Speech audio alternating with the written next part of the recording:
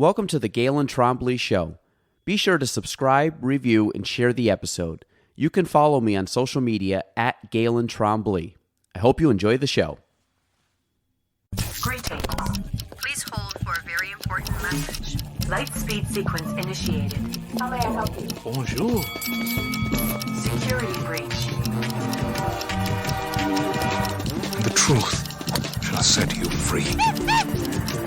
Awesome. It's a miracle. Stabilize. 3, 2, 1. Mission complete. Thank you. Have a nice day. All right, we're live. Hello, folks. Episode 224 of the Galen Trombley Show. Long time. I've known this guy for a long time friend. Just overall salt of the earth human. I think one of the nicest people I've met, and you have not disappointed since I met you years and years ago. I think you've just become even a better dude. And also, I've had your wife on the podcast. I've had your father-in-law on the podcast. I've had your wife's co-worker on the podcast. And now it's time to bring you full circle. I'm here, man. So, Eric Ashline, the one and only. Thanks a lot, my man. This will be fun. And you're the first guy to christen the room with Busch Light. Yes, hey. So North Country beer. Cheers, man. Or as the Irish say, a slancha, right? There we go. So all right. So yeah. First thing, we ended up. I talked to you the other day. And like, what should I bring? And you mentioned something about liking Busch Light, and I made a face. I'm like, okay, I'll see where this goes. So then on Friday, St. Patty's Day, I went skiing. So we're at Whiteface. We stop at Mid Station with a couple guys. Like, let's grab a beer. So we go to grab a beer, and the option is there's a Fat Tire, there's Bud Light, and there's Busch Light. Very slim pickings at Mid Station. So Yeah. and so the Fat Tire was an ale, which I almost went with. Bud Light, which I don't like, and then it was Busch Light, and I'm like, you know what? I'm gonna get a Busch Light because I know Eric wants Busch Light. You got to prep. So I got to prep. I got to kind of like get the taste buds. I drink Busch Light. Gotta admit, don't like it. Still reminds me of college. Well, I'm sorry. No, but should have got you in the bush instead of the Busch no. Light. But this, and I said, we're gonna muscle through it. It's not the worst thing in the world, but it's like, it's an acquired taste. Yeah. You ever drink Oldies? That was the worst thing. Old English? No, I never had. Yeah. That's the worst. The worst beer I ever had was called Kilkenny.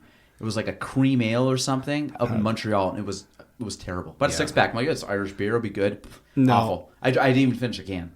Oh, my. So the other five, they were sitting in some hotel room, and then maybe the people cleaning the room got excited. But where's the love of Busch Light come from? I know we're starting off at a weird spot, but it'll get better, folks. No, it's all good. It started a couple summers ago up at Split Rock. You know where that is? E-Town? In E-Town, yeah.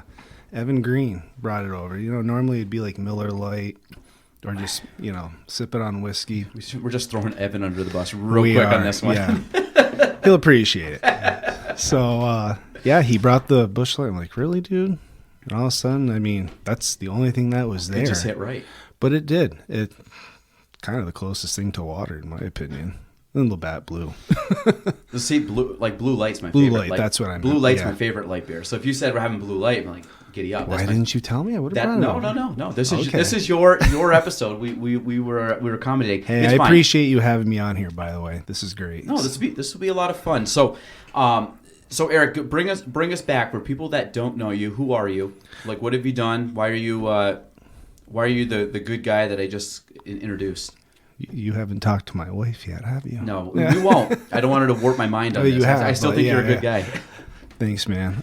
So yes, I currently for the last 5 years have been working for Residential Resources as a DSP, also known as a direct support professional. Basically, I do a lot of one-on-one work with my autistic clients, young boys to young adult men. Other than that, I love being a father. I'm a family guy, like the outdoors, which I don't really get to see too much of lately. The first one kind of makes the second one a little bit tougher. Yeah, it does. It'll get better though. But it does, yeah. But yeah, that's what I've been doing. So how did you get into the current gig? Well, my wife wrote me into that. When I was in school and then went up to college, I always wanted to be a history teacher. And then I just didn't have the drive in college. I stopped. I quit. And then all of a sudden, almost a decade down the road, here I am. I meet the love of my life. And she is currently still running Horses in Motion, equestrian lessons. And I'd say 95% of her clients are autistic, with the horse therapy lessons. So I had met Alex, and she had an aide, an assistant who was leaving to go to school in Michigan. And she's like, "Oh my God, I can't find anybody." And I was like, "I'll do it." So she wrote me in, and I enjoyed it, and there was just that connection. And then I was hearing from other DSPs and aides that they needed more male clients. That was a big thing, and it still is right now. So I applied for residential resources, did a few trainings, and here I am. I love it, So what's are you one-on-one? Are you going to their house? Is this at like a school? Do you, is this like a travel buddy almost? Yeah, so I do a lot. One client I have, he's 24, but I've had him since he was 18. A lot of it's at his house, but, I used to bring him to the gym. We go for our walks, because I'm also referred to as a lifestyle trainer. So, like I said, it's about, giving these kids, bringing them out into the community, and also, like I said, and recreational stuff, making them active and being a part of the community in public. And the same with a younger autistic child I work with. He's 15 already, yeah, and I've had him since he was 10. And once again, bringing him out to places. He's learning how to pay for stuff, money out of the wallet, learning cash. I mean, that's a big deal, especially getting out of school, because unfortunately, in many of these cases, once the autistic kids are out of school, not too many services are provided for them. So, you just want to do the best you can, help these kids get into the real world, and So and I try to do the same with the 24-year-old. And unfortunately, I mean, there's a pretend, you see a line like of a spectrum, right? And there's different, like severe, not so severe. In his case, he'll never have a job, so he's won't on get more married. of the severe side. Yeah. So it's sad, but it's still, you want to give him the best life that he can have, out in the real world, and meeting other people. That's all it's about, is that social interaction. It's so huge. So do you find so you work with about two people normally, or 2? Yep. So out of the two guys that you work with, how's the social skills? Is it like you're helping them go out, but is that something they struggle with, or is that something where they're like, actually they're really good, they just need the connection, they need to make the connection, or introduce someone to you? They do struggle with it at times. It depends what kind of a situation, I guess, or how many people. I mean, sometimes I get like that. I mean, we all get like that. We can be fine in front of 12 people, and then all of a sudden there's 30 people, and like, whoa, that's too much. Yeah. No, absolutely. So, and the unfortunate thing was when COVID came around, it was like going 10 steps forward and now 6 steps back, because everything was in the lockdown, right? So, what's the word I'm looking for?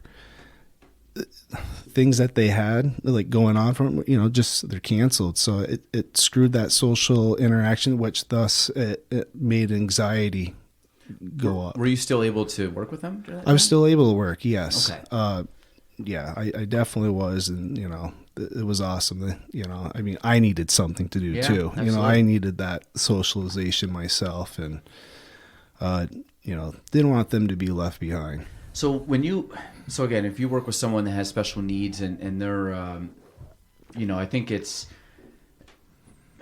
from your perspective, like what do you get out of trying to help someone out? Because obviously you helped Alex, with the horses in motion, and that kind of drew you in. And obviously there was a connection there that you wanted to pursue, obviously as a career. So that's pursuing that on a, much greater level than just being like, oh, that's a cool thing. Yeah. That's nice someone does that. But you're like, no, I want to be that guy. I want to be the one that's there and kind of the, that first person experience. So what has kept you doing it? What's the thing that you like the most about it? Like, what have you gotten out of it that you? The big thing, I mean, yeah, you gotta have a big heart, and I'd say you gotta have a lot of patience for your clients, for the autistic kids and adults as well. There are good days and there are some really bad days, but I know when I go to bed at night, I can wake up the next morning realizing, I'm looking forward to going to work. That right there defeats. Yeah. That makes a really good job fun. And this is pretty much every day for the most part, or most days. Monday through Friday. Yep. Once in a blue moon, maybe on a weekend.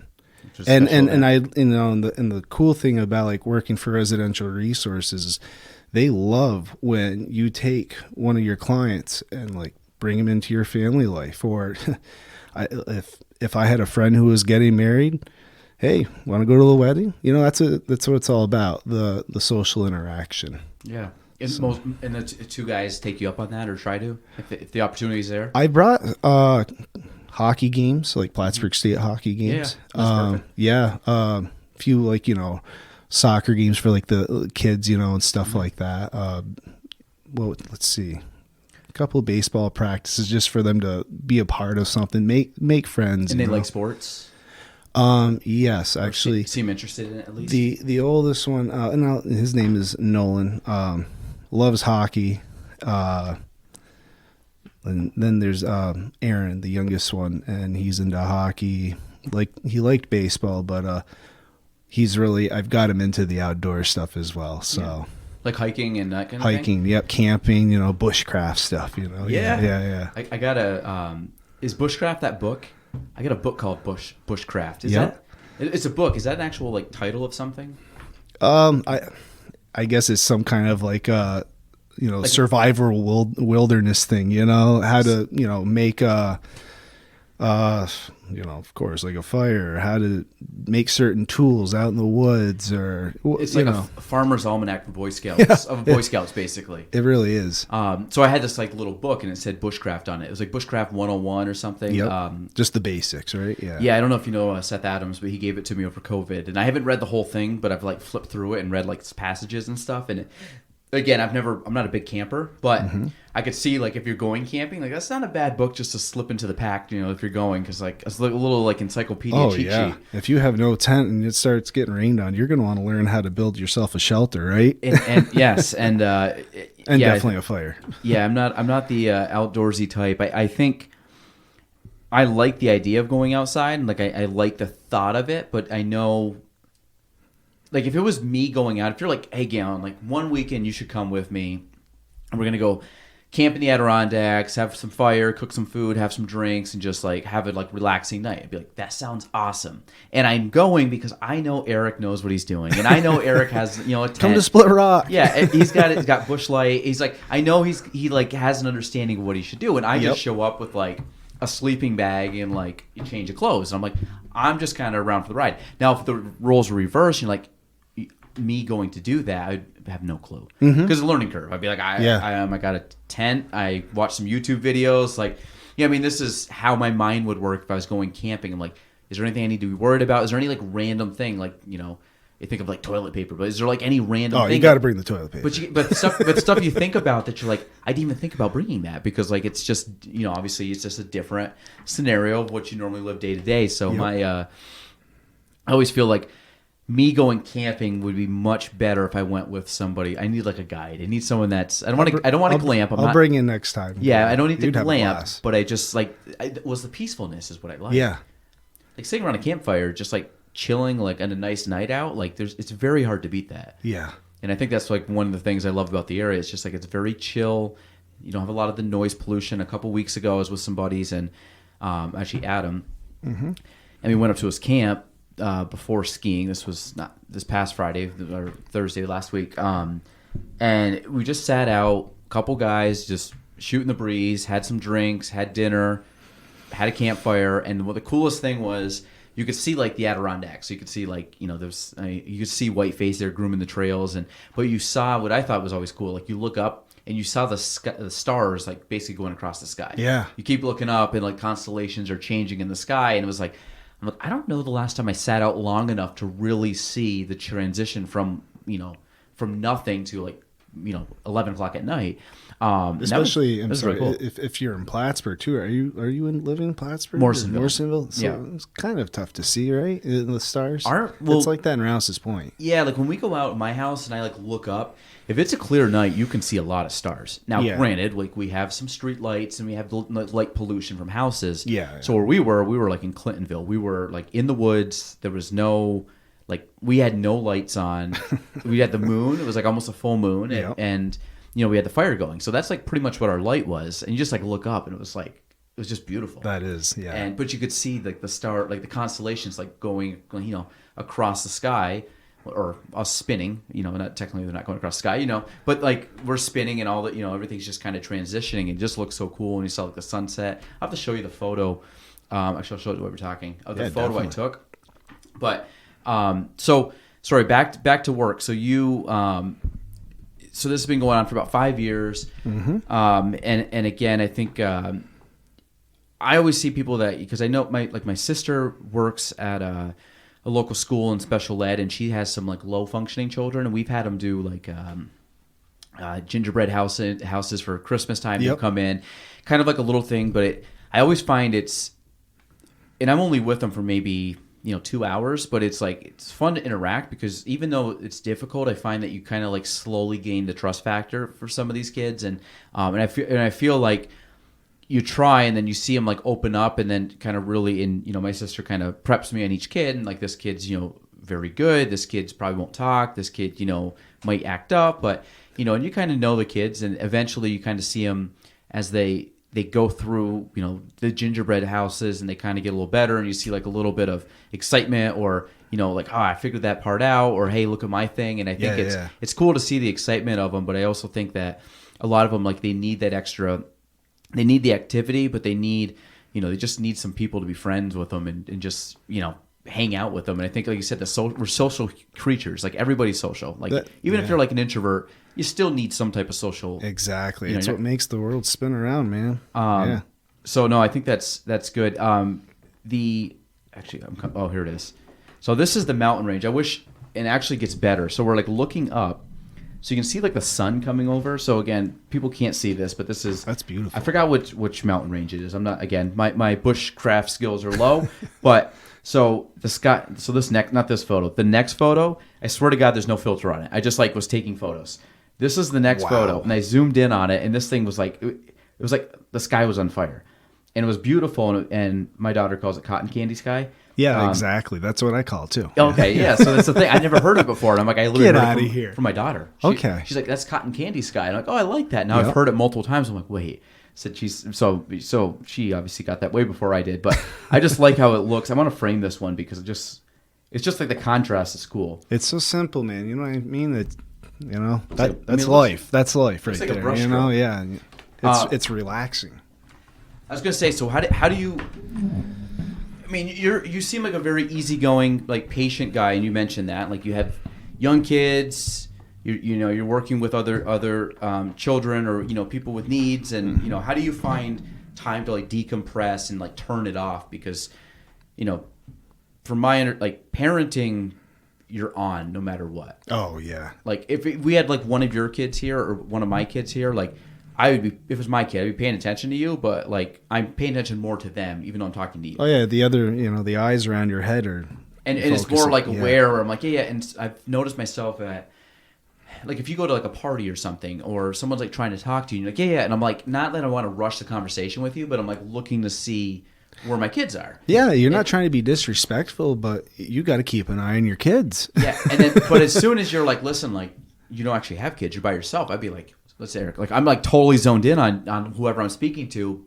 It's just funny how they have that, like, you know, that effect on you. So how do you like decompress, relax, chill? Like, what's your way of just like relaxing during the weekend? That's a Does great that ever question, happen? man. Nah, because it's funny you asked me that because I just bumped into Joel and James Wilson's parents at Price Chopper the other day. And they're like, "It's just you, huh?" I was like, "Yeah." I was like, "Who would have ever thought, at this part of my life, I'd be saying to get some meditation, I'm going to the grocery store by myself." And they laughed. They got a kick out of it. But, yeah, it's rare. It really is rare. Yeah. Like I said, a lot of patience, Galen. It's just like I try to turn like this stuff is fun for me. So like work, I find like work, you have stressors and stuff in work, but really at the end of the day, like I put it in perspective. It's like even if I have the day where I'm like, oh God, that's like the situation was crappy or that was crappy. Like you put it in perspective that like, and I'm getting better at this. Of like, okay, I'm healthy. My kids are healthy. Everybody's good. I go home. They're like, my family's good. So like any issues is typically like external. Yeah. So I always feel like, okay, we're good. Like don't stress out about this. Don't dwell on this.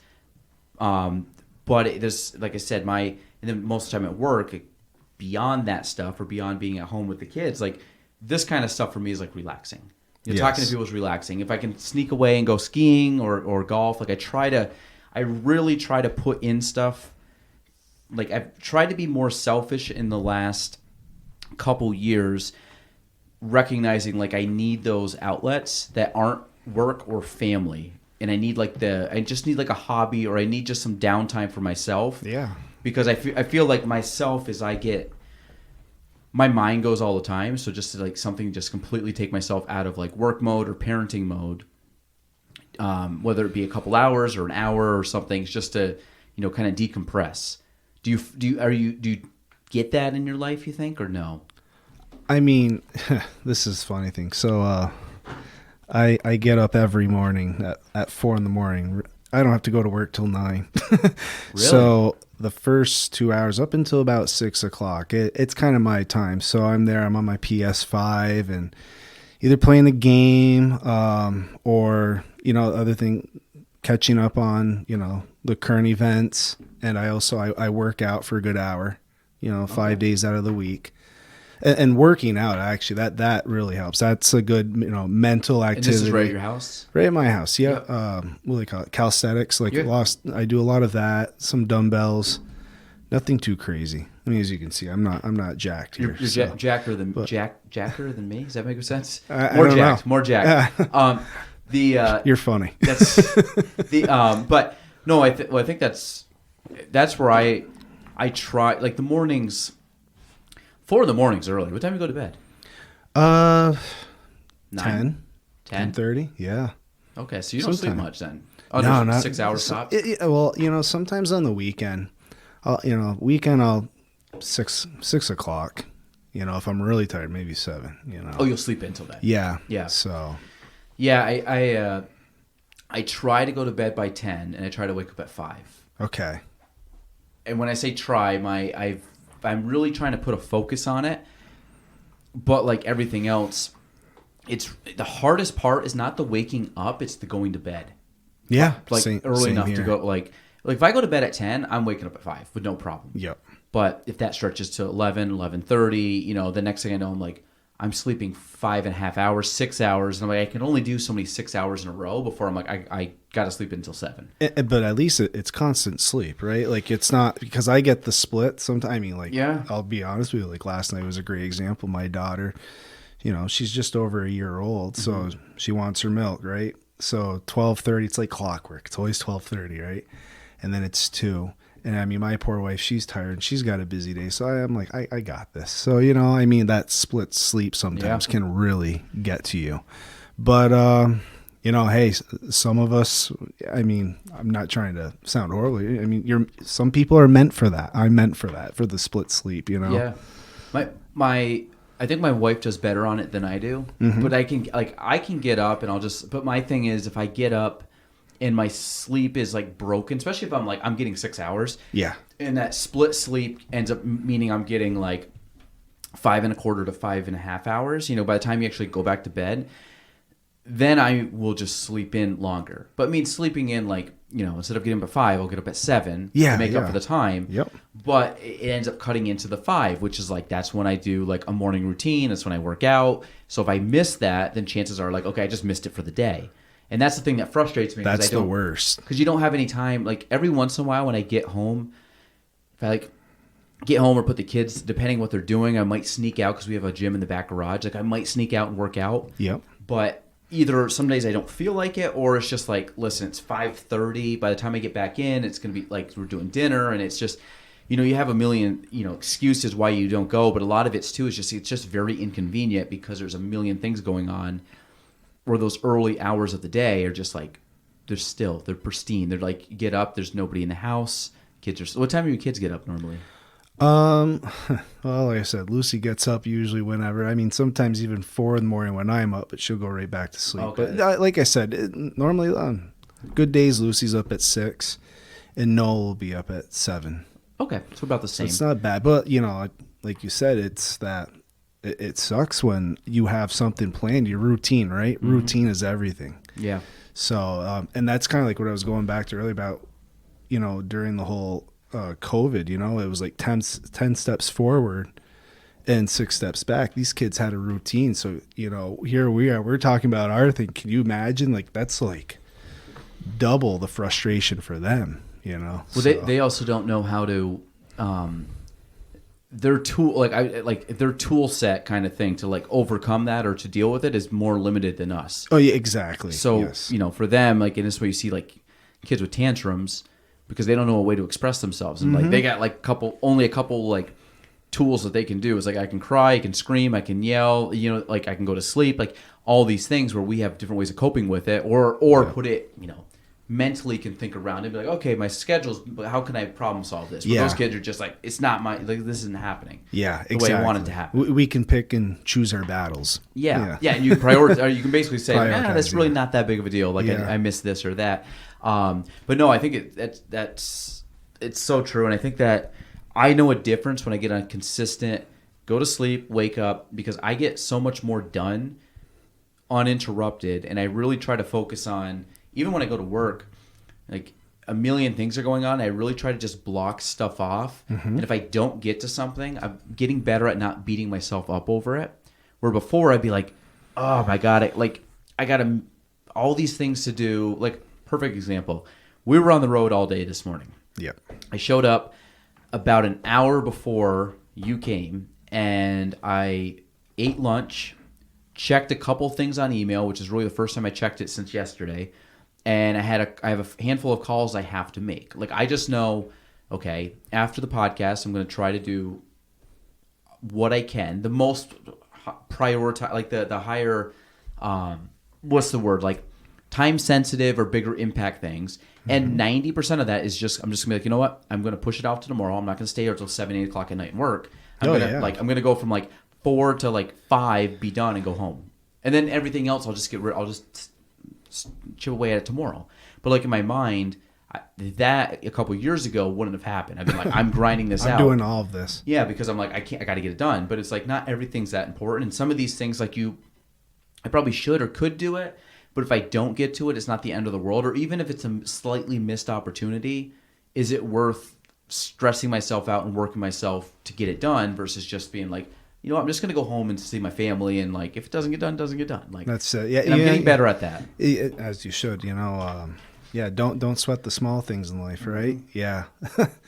It took me a few years to realize that too, man. I think having, like I said, we're both a little bit older, and I think one thing I've noticed, and people have told me this, is that in your 20s, I think you try to like survive a little bit because it's like you're getting used to life, you're figuring out what you want to do, maybe with a career or a spouse or things like that. Yeah. And I think that I've heard when you get in your 30s, and so far this has rang true for me, is I'm more established in major parts of my life. But then at the 30s is kind of figuring out how I want stuff to be done, like on my terms more than like maybe not 100% of my terms, but I'm starting to work towards what I want. Versus 20s, you're just like, I'll take on every opportunity or I'll try different things, and I really have no master plan.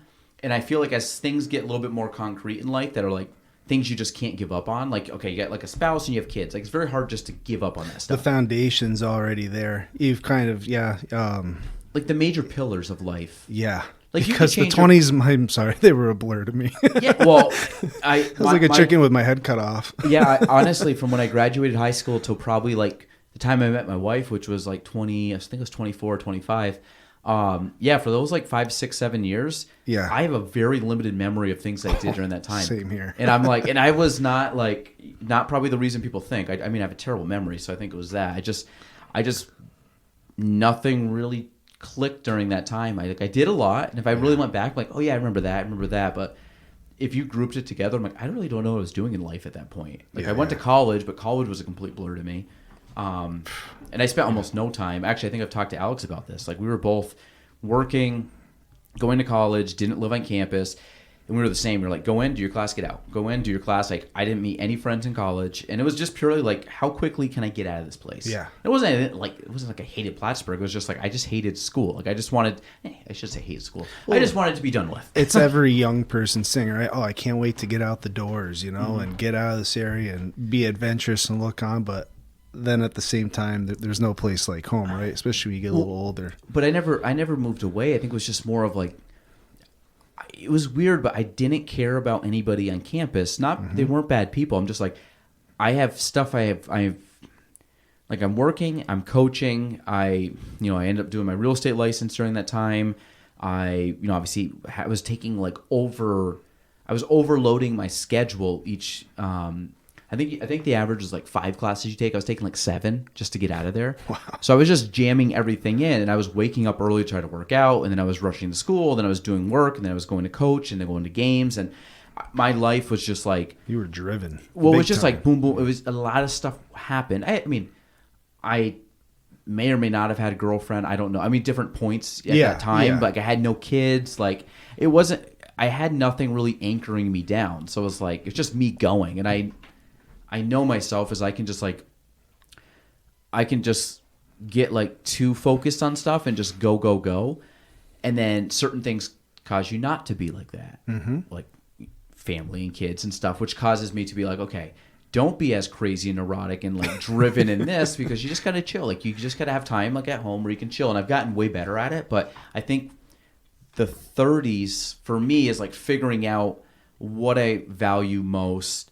I'm not as ambitious in work as I was a few years ago, because I'm putting more of that time into my kids and my wife, knowing that like everything will come full circle. But like right now, enjoy them, especially when they're little and they want to be with you. And That's just it. so that's what I'm really putting a lot of emphasis on now, knowing things will change in the future in a good way, but things evolve where then like they don't rely on you as much, and they're going to be at a friend's house, or they're going to be doing something where like they're not with me all the time.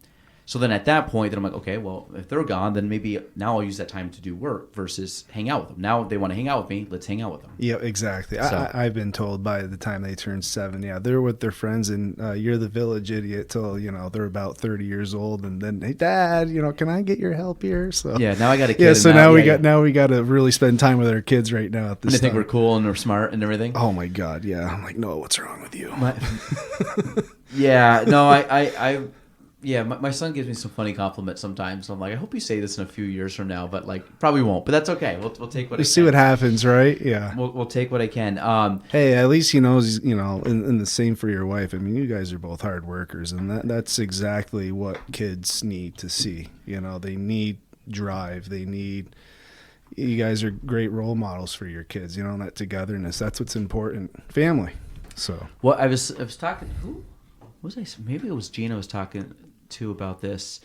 Or maybe it was Bryce in the last podcast. We went deep into some dad stuff, but it was like the whole idea of it. Like, if my kid went to school and got bad grades, and I'm saying bad grades in the sense didn't perform well, not lazy. Like, if my kid goes to school and is pulling off C's, but they're busting their tail to get C's, I'm happy. Yeah. But I said if they're getting C's because they're not turning in their homework, then I'd be pissed. Oh, But because to me, it's an effort thing. It's not. I don't care how smart you are. And I said, at the end of the day, your work ethic and if you're a nice person far outweigh anything else. Like, if someone's nice and they work hard, then you're like an upper person for me from like, that's why I look at you like, and I don't know if I'm saying you work hard and you're a super nice guy. Like I like that. I have no clue what you got for grades. I could care less what you got for grades. I was your typical C plus, and well, with history, of course, and Rob McAuliffe, hey, you're the best history teacher amazing. ever, and Rob Knowles out there, but and of course, gym class was an easy A, but other than that, everything was C's, and most of it was trying, but at the other point, more hands-on, right? Like there's two types of learners. Either you're with the books or you're more of a hands-on. So yeah, and if I looked at someone like you, I'm like, I never would have even guessed. I'm just like, he's a good dude, treats people nice, and works hard. Like, I think those are two things that I can kind of put a good metric on people. Like, if you hit those two boxes, you're probably going to be a good person. Yeah. Maybe you can throw in fun, like good personality on top of that. You gotta have fun. Yeah, and they're like, that's kind of, we're just going to say that should just happen normally. But, but I think, like, really, if my kids, if they work hard and they're good people, then I think I did like a parenting win. Exactly. And like as long as they're trying hard. If they get like I said, if you get C's and you're trying your best, guess what? C's are great. You treat people right, the way you want to be treated. Yeah, things come around. Yeah, absolutely. So, how did you? I've actually wondered this. How did you meet Alex? I met Alex. Well, it was at North Star. It's the old Pfizer facility in Shazy that now Stephen and Victor Pod run. Mm-hmm. And I was the water treatment operator over there and a laborer as well, and landscaping. And so whenever, and I believe Alex and her father and Matt Boyer, they were the realtors for that building. So they would stop over because, the pods are trying to sell some space. And the brothers introduced me to Alex, and I had already had a girlfriend at that time. So nothing of it, right? Yeah. And then in 2015, flash forward, go a couple years ahead, and then I met her at Olive Ridley's through a friend. Again, the funny thing was this friend of mine was supposed to be on a date with her, and it ended up being Alex and I dating. But this friend and I were still very good friends, and he was in my wedding. So I'm not going to say his name, but still. So we really on Thanksgiving Eve, right? Because everyone, all the locals get together at Ridley's, and Glass Onion's playing. Yep. So that's how we really got to know one another. Oh, cool. Yep. Yeah, I wasn't sure. Obviously, she didn't go to. She went to Seton, right? Yes, she went to Seton. But she was from Rouse's Point? She was from Rouse's Point, and you grew up originally in Rouse's Point? Nope, Champlain. But more closer to the Shazy district. But because you came to Shazy at what year? 2004. Halfway through my 11th grade year. So I was only there a year and a half and graduated in 2005. Wow. Yeah. I knew you came in high school, but that was... Because the thing with Shazy, like, it's a small school. Everybody knows everybody. So, like, when you're the guy that comes in new, people know who you are. They're like, there's a new kid. Like, it was wild. Yeah. You almost are like kind of like a mini celebrity because people are like, who's this guy? Like, we don't know who he is, or this gal. Or like when you get an exchange student, you're like, who the heck are they? Yeah. It's just a different face than you're not used to seeing. So, did you move, or would you just choose to go to Shazy? Well, my parents had been split up. My dad was living in Canada, and my mom was living in Vermont, and I didn't really want to live in Vermont. And my Meme and Pepe, they were right there in Shazy. So I was there, and then I'd spoken with Rob, and he knew that my playing at soccer at NCCS. He's like, "Yep, come over to the indoor soccer stuff. We'll see what you got and everything." And and so I went over to Shazy. Everything all worked out. And I was playing in the indoor soccer before I went to school, playing indoor soccer for Shazy, just a few months before I went to the school. So that helped making friends like that. Yeah. So that's how it all started. I went over, and it was the best thing that ever happened. I love that school. My wife and I, we've talked about, even if we're in Rouse's Point, we've discussed about sending the kids to Shazy. Just a lot of respect for that school. The teachers, the worst thing was I was telling you, I was horrible in math, and science I was average in. but there was, remember Mrs. Moore? Oh, science. In science, Yes, yeah. And then, was it not Mrs. Ball? Was it Penfield? Mrs. Penfield. She was for math. Yeah. Both of them. Oh, they made me stay an hour over, an hour late over, when school was done. Yeah. Just to like get an understanding. Hey, like this is what you do in algebra, because I was horrible in algebra. And hey, this is, for science. And I'm like, oh, but you know what? All of a sudden, like I said, because I went there the second semester, those C's and D's all became B pluses, and I was, you look back and like that was really nice, and like they cared, they wanted what was best. They're striving. That's something always been about Shazy, is striving for success or excellence. I find, Shazy is tough to explain. Like if people don't go to Shazy, it's tough to explain to them. Like it, and I think it's even hard for us to explain that go to Shazy. Like, I think if you're an alumni of Shazy, like you're in like an unwritten club with other people that you just get it. Like you just get the, the Shazy, the history, everything. And I think it's very tough to replicate other places because one, it is small. It's a small school. So you do have a lot of attention with like teachers, like class sizes are pretty small and you really only have 2 classes. So like it almost seems like a private school in some a sense, lot of people right? say that. It's like it's a private school. I'm like, well, it's certainly not a private school, but I said it is a small school. It's a small district. And I said a lot of the teachers though, because there's plenty of teachers there that like you just said and I think Mrs. Moore had a daughter. I'm not sure if Penfield had kids, but there's a few teachers that just don't have kids, but give everything to the school. Yeah, and I Mrs. Brown was an excellent example. At that time, Miss Burnham, Yep. right? I think Burnham, you're right. Yep. So, and she was one of my all-time favorite teachers. Yep. She's actually like basically my neighbor now, but she's no way, that's awesome. Yeah, she's such a nice lady, and she her AP Lit class, which challenged me because I was not a good reader and writer, was one of the hardest classes I ever took. But it probably was my favorite class I ever took in high school. Yep. And if you would have asked me at the start, I never would have said AP Lit. Yeah. But she kind of gave us, I don't even know if it was like a love of reading or writing. And I certainly, like I love reading now. I don't know if I would ever pick either of those two as being like high end for me. But I think what happened was she pushed us. It's kind of like anything else. It's like, who's your favorite sports coach? And be like, Rob, because Rob pushed you. Yeah. And I think that she pushed me from an academic standpoint and I got better. And I think I enjoyed it because I like being challenged, but I like overcoming challenges. So to have that class that was very tough and to finish that class and basically know you earned that grade, even if it wasn't an A, it was like, whatever, I got a B, but I'm like, I worked my tail off to get that. Yep. I had way more self-satisfaction on that than if I would have coasted through a class like that was like, that was pretty easy. Yeah, and of course, yeah. It was like playing sports, like, and not even that we won. Like we played basketball a couple times, where we didn't have a good team and we kind of finished 500, and you're just like, whatever. But you didn't like the season was just kind of forgettable. But then like every time you played soccer, I have vivid memories of soccer, and then even basketball. I had Rob Guerin for 1 year. He's a good guy. Great I love guy. Robbie. Yeah, and we won the sectional finals or sectional championship that year, first time ever. Like, I mean, not ever, but first time since I remember the that. 90s. I remember that because Shazy wasn't really. We weren't a basketball team. Yeah. No, and that was a fun year. And I had a lot of good memories from that. Like Evan was on the team, Corey Lewis, Kenny Boyer.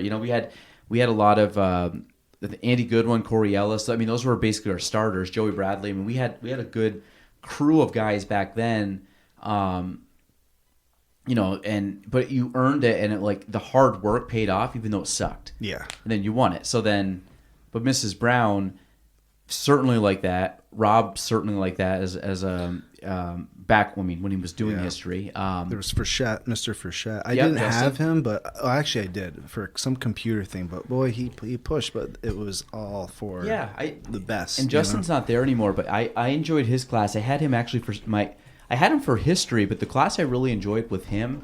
My senior year, I did sociology with him. Okay, and he did it for 1 semester, and then which was funny, and I give a lot of credit to him on this because I was 18 years old, 17 turning 18 during this semester. And I remember it was the first time in my life. Now I'm basically an adult at this point, becoming an adult, leaving school. Yeah. It was the first time I ever heard about retirement accounts, insurance, financing, money. You just didn't know that as a high school kid. Yeah. So he was going through this, and I was looking at it. I'm like, whole life, term life, Roth IRAs, interest rate, compound interest, all this stuff. And you're like, I'm like, oh, and I love math. Like I was a numbers guy. So I kind of looked at this. I was like, oh, this makes sense. So I started reading books on it. And, I ended up opening my retirement account at 19 years old. And I remember doing this. Wow. But you're ahead of the game.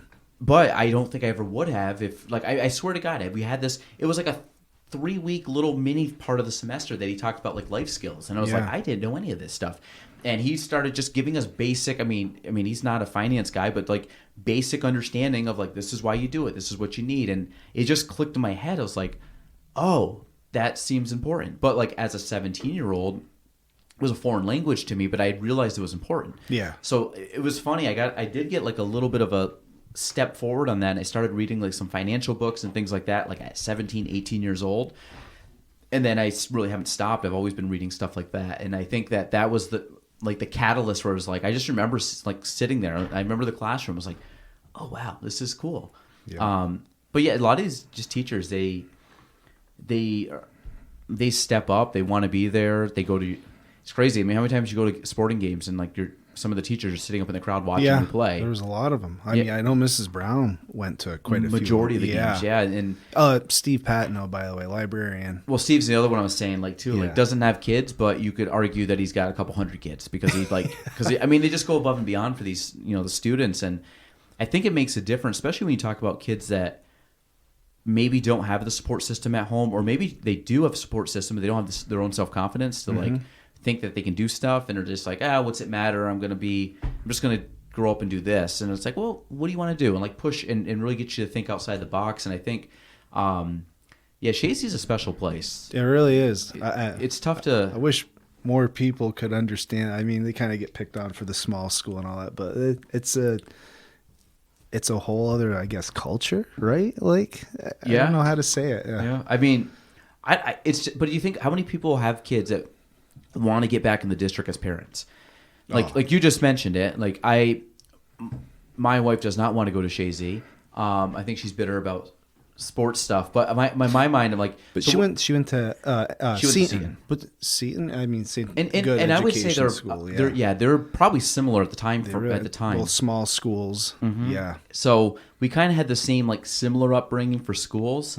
I would move to Shazy in a heartbeat. I do love where I live, convenience, getting in and out of town. Yeah. But I really do love Shazy. So I mean, it's one where it's a special place. Yeah, it's a great place. Like I said, that will no matter where I live, that will always be home. I think it's like, you don't, like, I'd be 60, live in another state. I'm like, Shazy's still like the hometown. Yeah. Oh, of course. That's what I normally just tell everyone. I live in Shazy. Where's that? Well, I was gonna say, like, 45 minutes south of Montreal. Yeah, exactly. We're basically Canada. Yeah. It's so true. It is.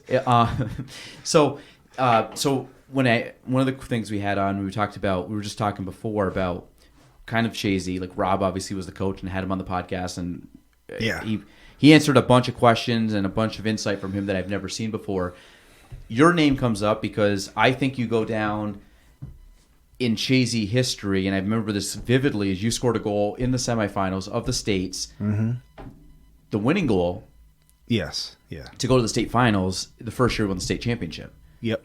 Yeah, it was the semifinal. Yeah, that was the game-winning goal. Then we were in the final the next day, and Nolan Ryan was the one that scored the game-winning goal for that in the final. In the final. But I always remember because, like, and again, Nolan, I still think the best player ever come out of Shazy. You have to say that. He's your family, and he's family. But I played with him all the way since I was a little kid, and I graduated with him, and I don't think there's been anybody better.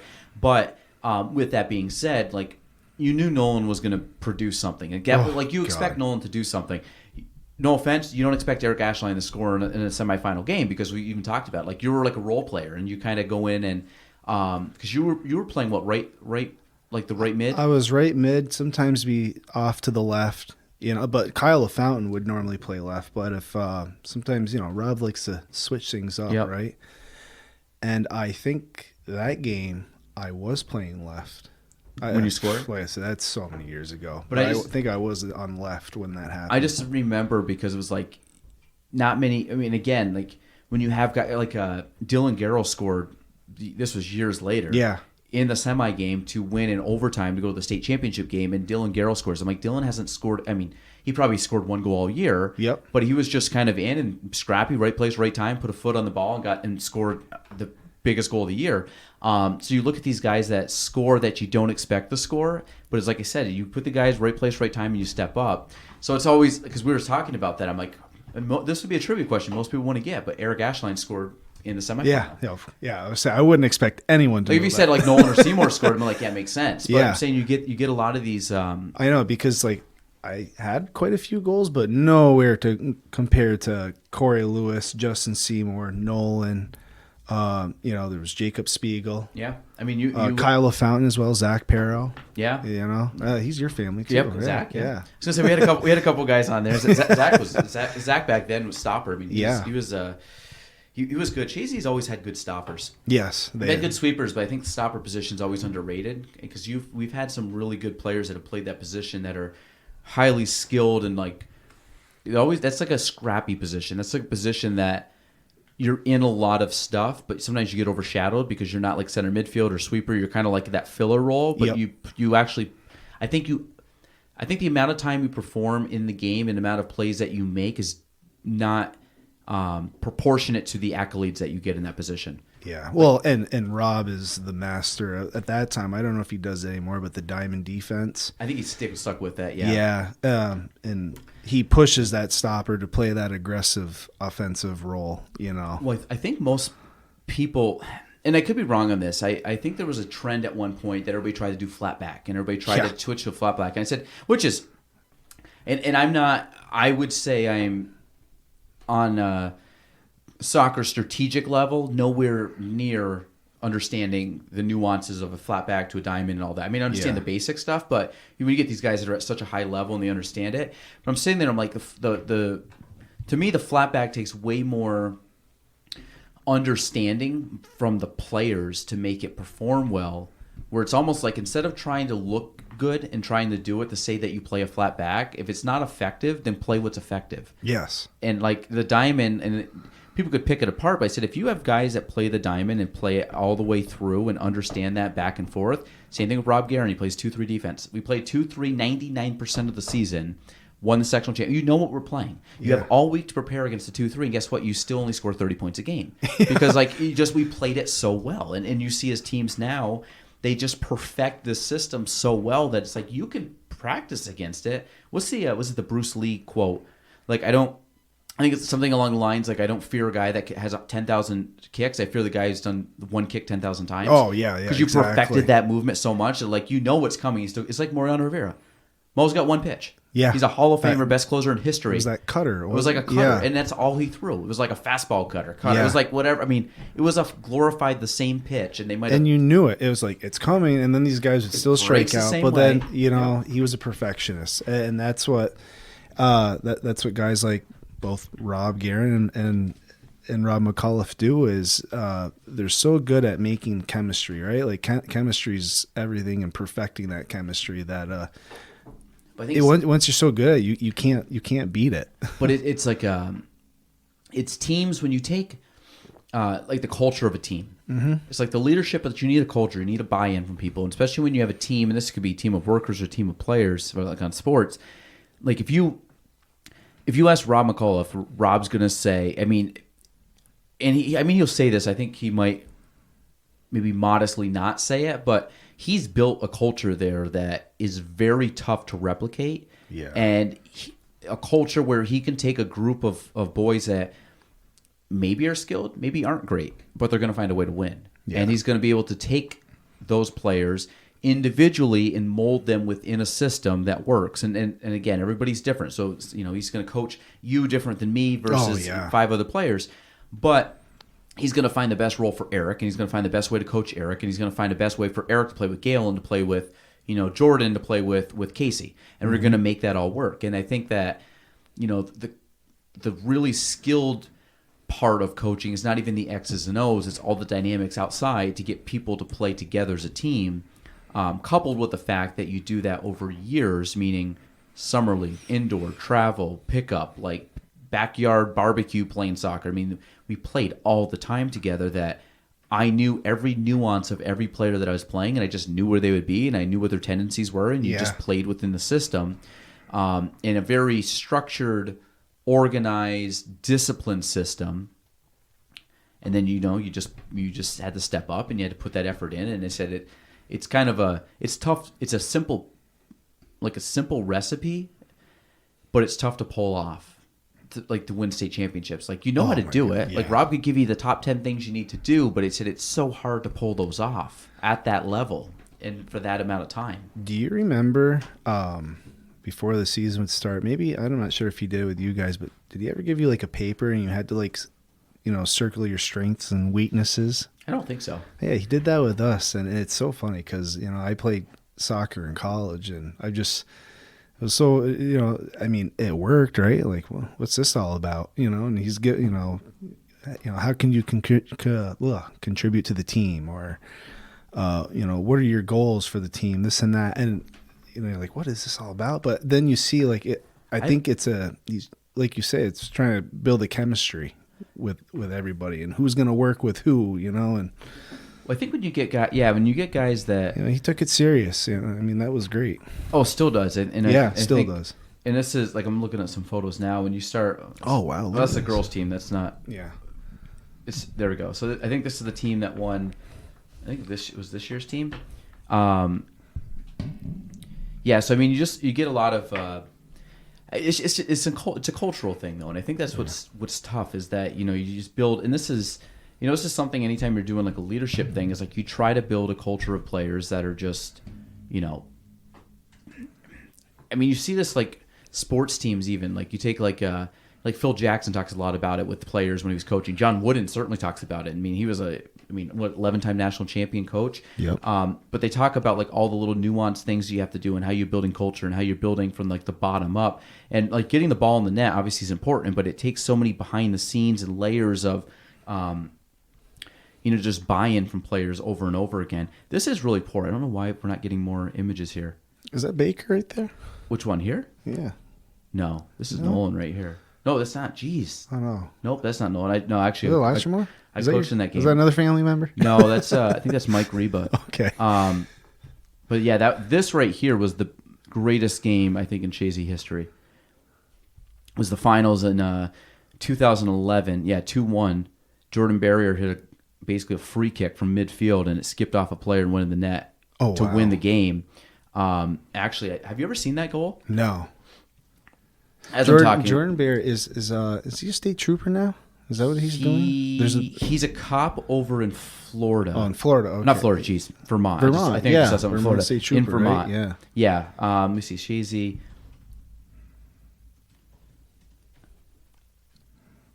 So it's this. Let me see.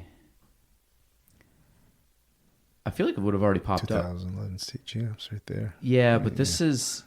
So that'd be a different one. There's a whole video that it's so funny when you start seeing like kids that you coach back in the day. How little they looked. 6 years ago. Wow.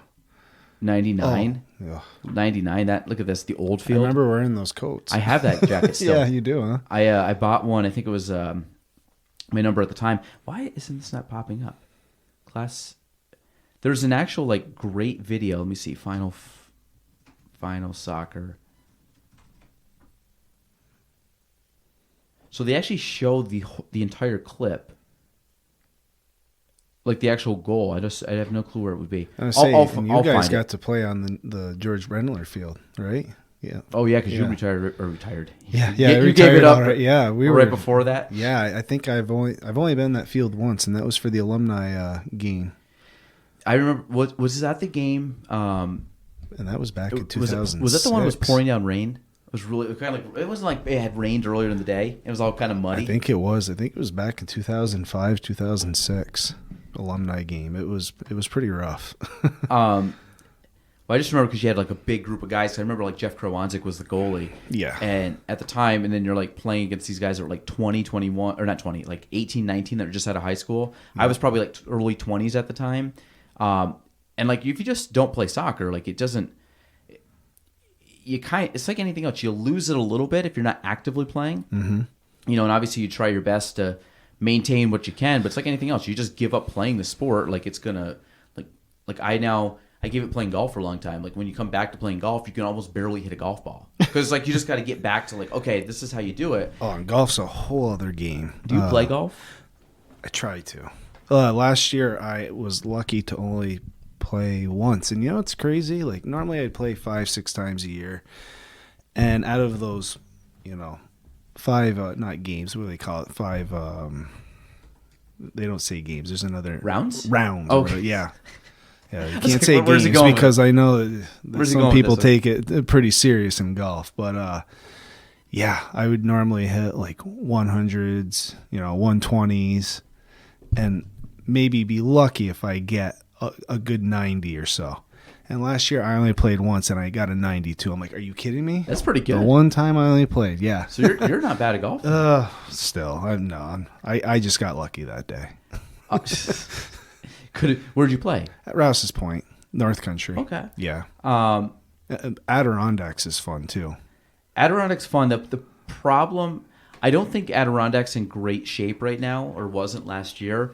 But Adirondack was always my favorite local course growing up because so when you play golf, there's like 2 kinds of courses you play. Like I would say, at least up here, you play the wide open course, or you play courses that have some trees. Yeah. Most courses around here are wide open. Yeah, of course. Adirondack, I like the idea that you can pretty much get up on any hole, and you can really only see that hole. Like very rarely can you see other holes, other people on holes. So I like the idea that when you're on your specific hole, that it's just like it's like a private game. Yeah. And then like North Country, if you go stand on like number 3 tee box or number like 17 tee box, you see almost the entire course.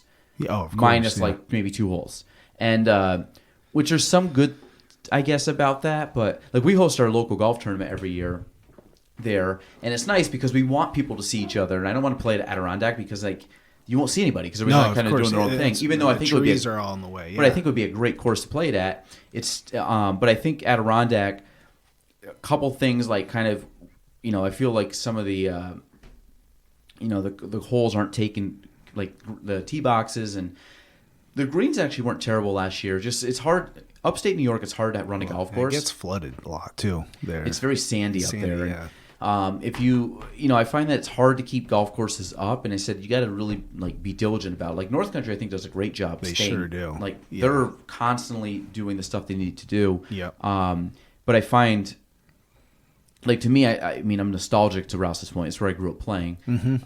But it's funny when you go back. I played it once, minus the tournament. I played one 18-hole round, and it was my second best score of the year.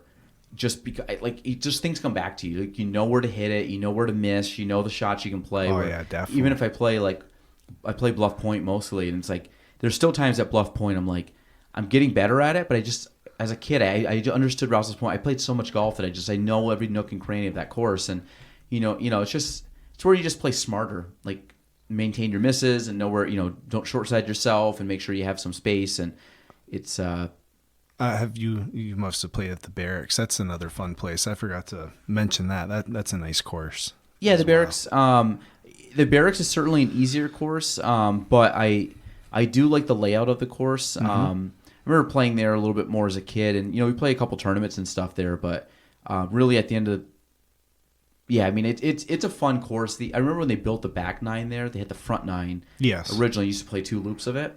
If you played 18, yeah. I didn't do that often. I was usually just 9 when I was playing there. Then they added the back 9. I do like the layout of it. I think I'm trying to think. Like Rouse's Point actually doesn't have my favorite golf holes there.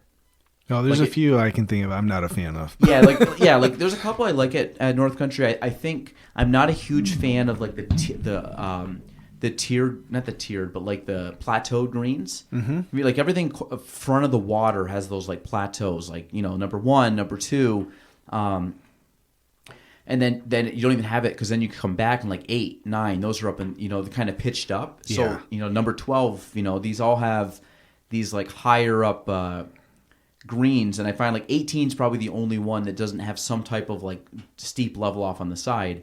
So if you miss, a lot of times the ball just kicks and goes off. And the greens, especially as the year goes on, the greens get very, very hard there. So like when you're trying to actually like keep ball on the green, that can kick off. Where like I find bluff, barracks, those are pretty receptive all year North long. Country. You're talking about North Country. It dries out fast. Oh, a little tap and it's like wing, it's gone. Well, the greens get quick, the grounds get quick, the turf's harder. Yep. It's it's a slightly different level of play versus like a barracks. Like I think the easiest course in the area is probably the barracks, and then. I mean, and I'm not talking Harmony, and I'm not talking like the one in Altona. Oh, I've never been to that one. I've never but played Harmony's pretty. Yeah. Yeah, Harmony. I played it last year It's in the a site. tournament. To me, it's more of the sight scene. Yeah. I do like. Well, that's another one. Like I like how it's like tight in the trees, and it's very like feels private when you're playing. I didn't realize how small some of those greens were, though. Same. And it's feel like only they've how many holes? Only what, 12? It's 14. There's 14. there's 14. So you go 12, 13, 14, like kind of across the parking lot. Yep. But that was the first course I played growing up ever. I remember going there. It was called Port Kent back in the day. Yeah. You go up and they had it was like the honor system. Nobody worked there. I mean, people were mowing grass, but like nobody had a clubhouse. They didn't work there. You went up, you put money in an envelope, and you went and played. And I remember going and playing, and I think my first or second hole that I played, I chipped in off the green, locked. I mean, obviously, Amazing. dumb Yeah, luck. yeah, I was yeah. 10 years old. You're just natural. Like basically scolded it off the pin probably and dropped. I just remember chipping in, and my memory of that course back then to what it looks like now, I have no memory of it back then. Yeah. The only thing I remember is like the first hole went down the left, but I don't think we teed off where we tee off now because now it's a par 5 down. I feel like they might have turned that into. It might have been 2 par 4s that they just converted into one big par 5 going farther down. I might be wrong on that, but I feel like we teed off closer to the clubhouse than where they currently tee off, which is kind of like down and on the side. It is closer to the clubhouse, right? The first tee you're talking about? Well, Harmony's more like right at the entrance where you pull in is where the tee box is. So it's kind of like right as you drive in, that tee box is the first tee where this was over 20 years ago. My memory is that the tee box wasn't far from where the pro shop is now. Mm-hmm. Like it was a little bit higher up, and I feel like it was more straight down to a hole, and that you teed off the second hole farther down. But I could be totally wrong on this because again, I'm 10 years old, or I was 10 years old at the time, and I really only played it twice. I played it 2 times, and we always ended up playing either at North Country or Alberg. Okay. Oh, Alberg's actually. I always forget about that. I haven't played Alberg in years. I was there 2 years? No, I went there last year just for drives. Mm-hmm. And I mean, just for driving, right? But you could just tell, like the lake all around and everything like that. Yeah. That's another pretty course. But I'm definitely going to try that one out this year. Yeah, Alberg. I should. I haven't played that in a long time, and I was a member there as a swing kid. by my way. Come on, let's go play. I know. Actually, someone else told me that today. Like, you got to play it. I'm one of those guys. Like, I will play with anybody. I'm like, I just like playing. Like. Same. I'm not a competitor for the golf thing. I'm going nowhere with that. I'm no Tiger Woods. You know? Yeah, I'm out. I'm always like I'm outside and playing golf. Like way worse. So let's have a good time. But it's like trying to get out and playing with a bunch of people is tough because you end up falling in habits. So like my habit is like 5:30, 6 o'clock in the morning. Mm-hmm. Like get up, first one off the tee. You know, a couple guys will meet me there and do it, and it's tough to be like, hey, can you get the bluff for like a 5:30 tee off? You probably could because you're up at 4. So. Yeah. But it's just a few miles away too. Yeah. But that's the thing. Most people are like, I'd love to. Can you tee off like at 2 in the afternoon? I'm like, no way. Can you tee off at 9? Like, no chance. Like, so that gets difficult when you're trying to look for players because my season is so short. Yeah. And then you start getting to the point where my kids go back to school. So then you're bringing them to school. So now my mornings are shot. So then it's like, then you start looking at like, is there a way that I can play like hooky like in September? To go play like on a Friday afternoon or something, and every once in a while I'll drop them off and like go play for like 8 and just like right off the first half of my morning and get back. Like I'll be in the office by noon, but it's like sometimes I've done that a couple times, like when I can't play at 6 because it's too cold to play at 6. Oh, of course. So you go in at 8 when it's now like 40 degrees and you play at 8, but you know you make the best of it even though it's not great golf. It's definitely. I would say down in Florida, you talk about not wanting to get up early to play golf. When I go down to visit my in-laws, it's like tee time is at 7 in the morning. Like, oh, why? Does Mark play golf down there? He just stopped a couple of years ago. Okay.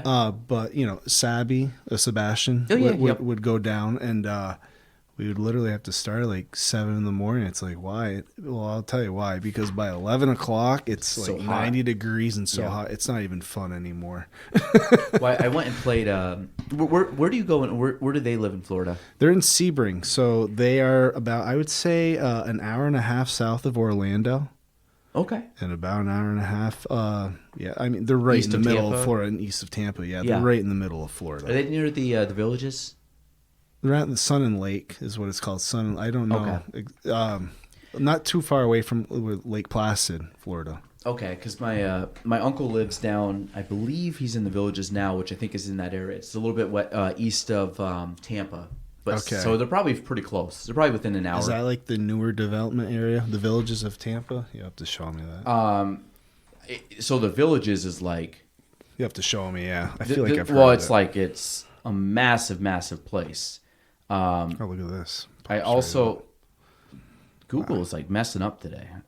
Okay, so the Villages is like Lake Sumter.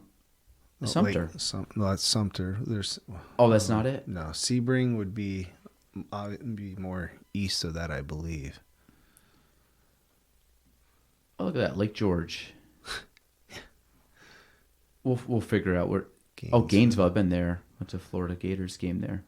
There's Orlando, and now you gotta go a little south. Lakeland.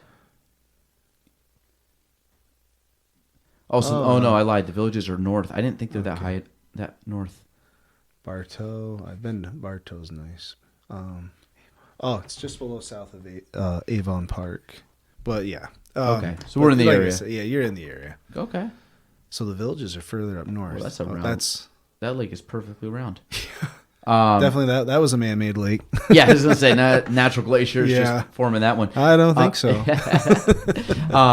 Yeah, so I guess the Villages is like a massive compound for like retirees. Like it's just like it's kind of like grown into out of the retirement community, but I think it has like its own. Yeah, I mean like Oh wow. like the Villages huge. are. It's a city. Yeah, the village and I think this doesn't do it justice because I think it's like all of these are part of the Villages, and this like whole thing. Yeah, now like I think these are all part of the Villages. So when you're like, oh, you're from the Villages, like what part? And it's like, Yeah. So, like, How can you it's- explain that? I don't even know if it's a city. It's just this massive. How can you even explain that? That's huge.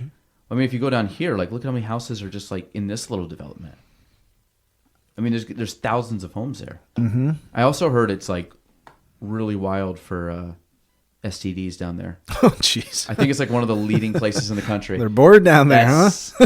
They're bored. They got some time to kill. Yeah, they sure do. That's hey, something to look forward to in retiring. Oh, I guess. God. Just I'm sure there's hospitals there too, and they get treatment, I guess. But it's Florida. It's Yeah. hey, you know what? The What state, do they call it? Like the retirement state, you know.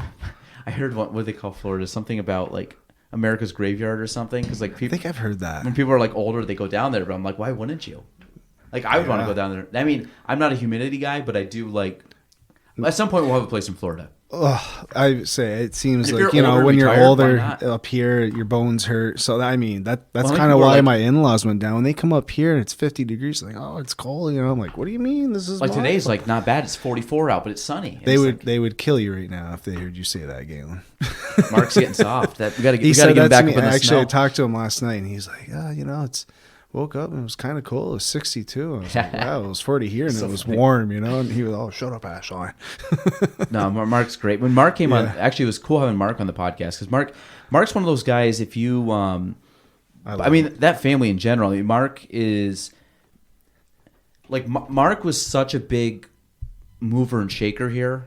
Oh yeah, And like when you think of a lot of stuff like locally, especially, and again, I don't want to I date love it too that. much, but I think like 80s, 90s, 2000s, like Park. Mark was like the upper echelon of people. So to talk to him and hear kind of like what he talks about, and I've had Gary Douglas and like these guys that were around 30 years ago that were really Clyde Rabideau. all that those were guys. that were doing a lot for the area on a major level.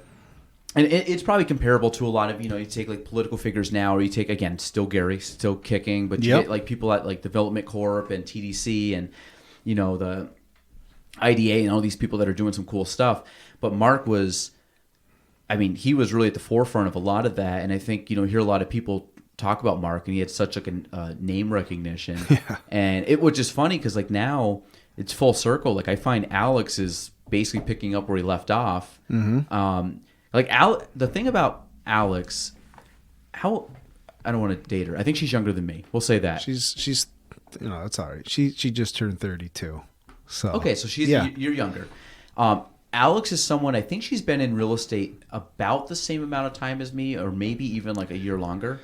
I think so. And of course, your father and then her father both definitely give you the sense of direction, right? It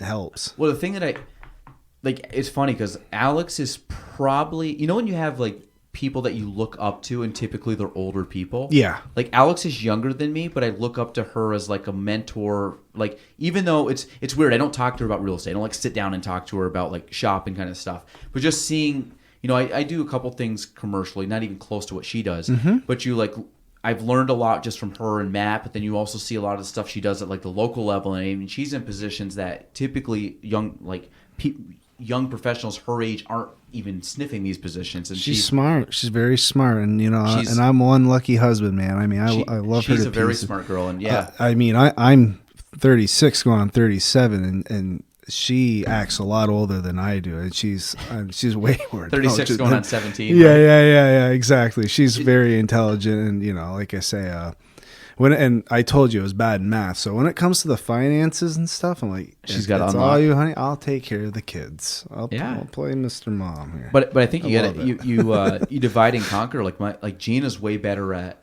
a lot of organizational things than I am, like detailed stuff, and I'm like I can't do it, and it almost like hurts my brain to think like, I need you to call about like this insurance or this credit card or this like billing situation. She's the lady to go to, right?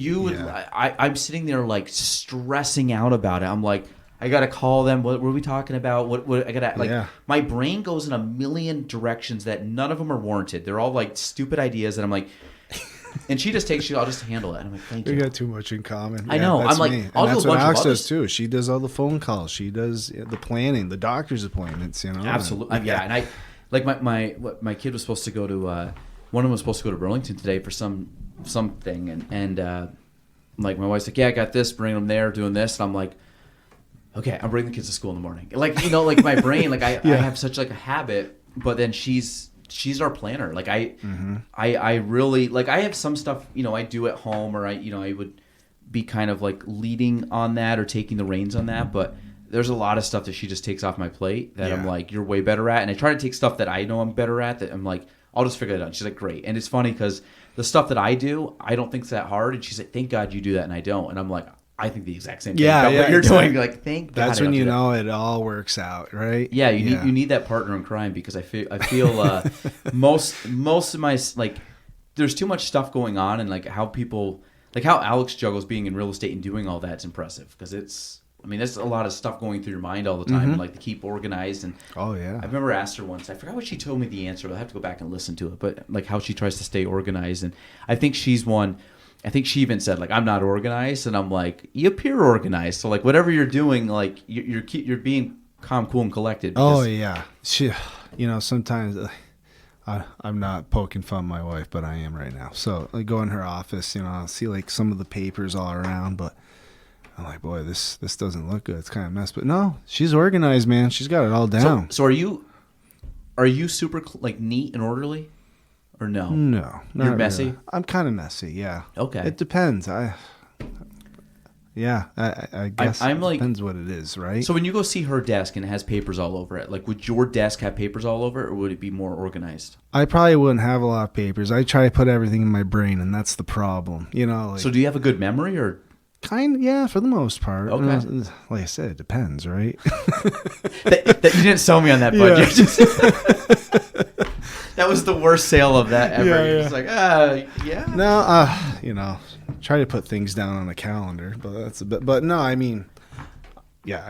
when it comes to me, like with my work and paperwork, yeah, I got to keep everything in a certain file and stuff. But there are other papers that I should have. They're kind of tossed around. Alex is, like I said, Alex is way better than I am. So I'm like a neat freak, kind of. Okay. But not like my desk. There's not a lot on my desk. Mm-hmm. I have some stuff on my desk that I'm working on today, but like when I leave, everything's off my desk, and there's probably like 3 things on my desk. Like I'm just I like organization. I like thinking. I like clean. If it's not needed, I'd rather just throw it out than keep it. You know, I just don't want clutter to develop. Yeah, there's that. Yeah. So I like even in this room, there's not a whole lot, and I'll be honest, that once this is set up around a table and those legs are underneath, you're gonna be like, there's really not a whole lot in here, because I'm gonna make this all look a little bit cleaner and organize that a little bit more, and I'll probably get rid of the bookshelf. But for me, it's like clean. I want a space that you go into and you feel like you have space, because I'm when I think, if I have stuff that's cluttering my like workstation, it clutters my brain. Now, some people are the opposite. They're like, well, what is it? I think it's Edison did some kind of quote about like, you know, if like something along the lines of like a messy desk is like a messy mind or something, but like no desk, or like a clean desk is that just like a blank mind? Like a blank desk is a blank mind. Yeah. Like, but to me, like if I'm looking at an organized desk and I just have like a couple things I'm working on, I focus better because it's less distraction. If I had papers all around, I'd be like, what's in that pile of paper? Am I forgetting something? Am I and then I'll like go through that paper. Next thing I know, 10 minutes, I'm flipping through meaningless notes that I'm never going to do.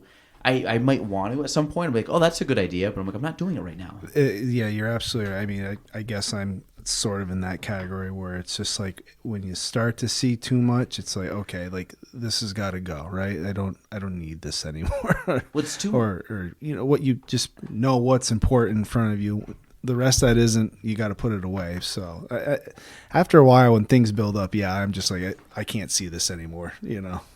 Do you get where things like, well, say something will pile up on a to-do list, and then you're like, you push it off. Are you someone that will keep it on the to-do list until you finish it, or are you someone that eventually you're just like, just get rid of it, like delete it? I'm never gonna do it.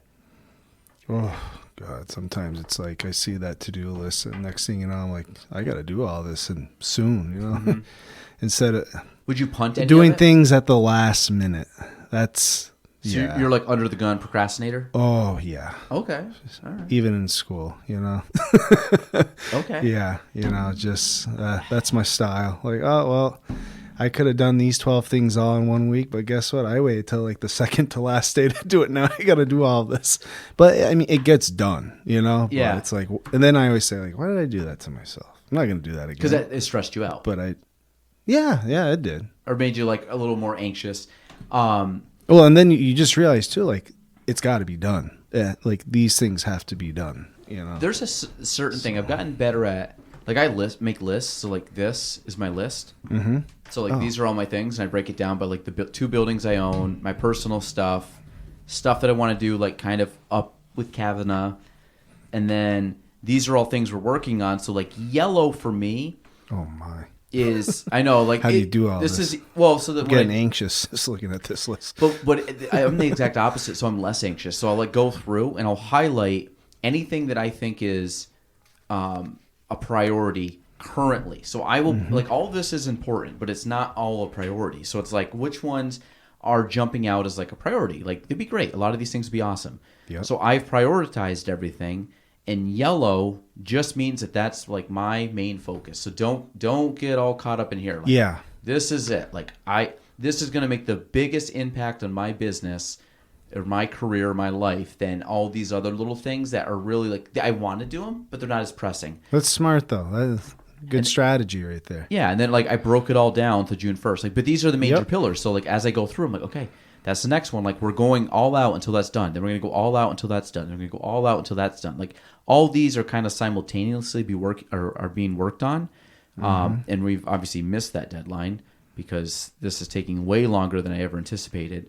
But it's just, I mean, it's, you know, unfortunately it's the nature of the beast. Yeah.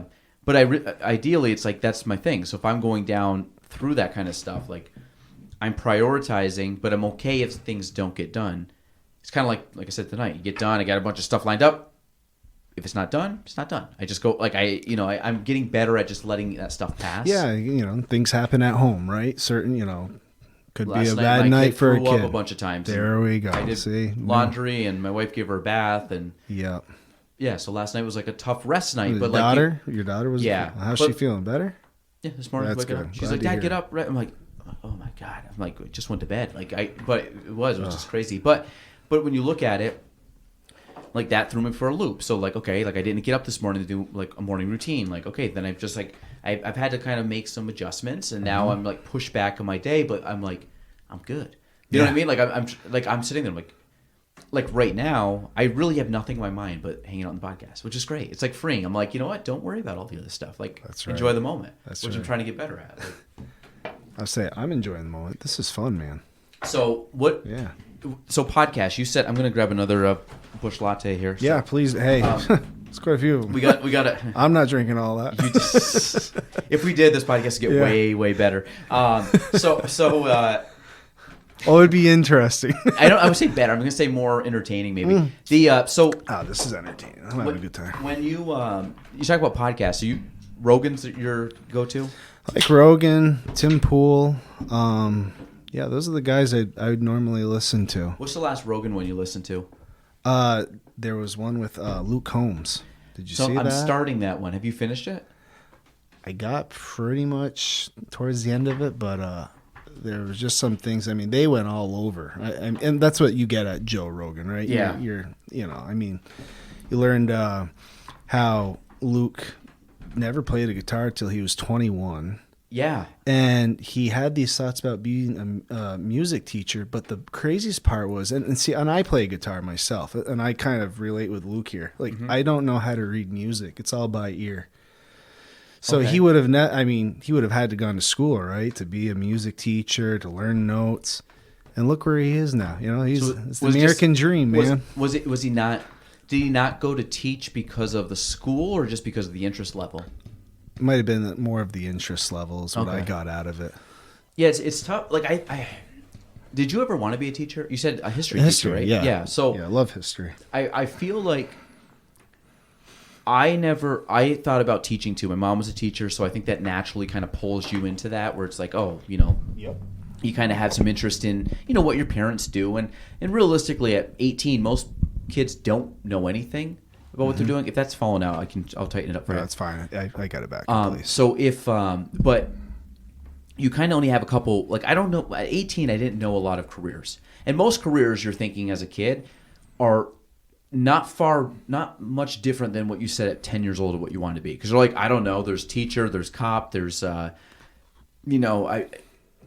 it's kind of like in my life, there was real estate, but you didn't know what these careers were. And then you look at like majors and you don't know what 80% of the majors are. You're like, bio, I don't know. I didn't like bio in my school, so I'm not taking a bio as a major, but you have no clue what bio is going to lead you to do. So I'm saying like most careers are, at least as an 18-year-old, you have no clue where these careers are going. So like I was like, okay, I'm going to do business or teaching. Literally my two parents' position. Like I'm going to be one or the other. Yeah.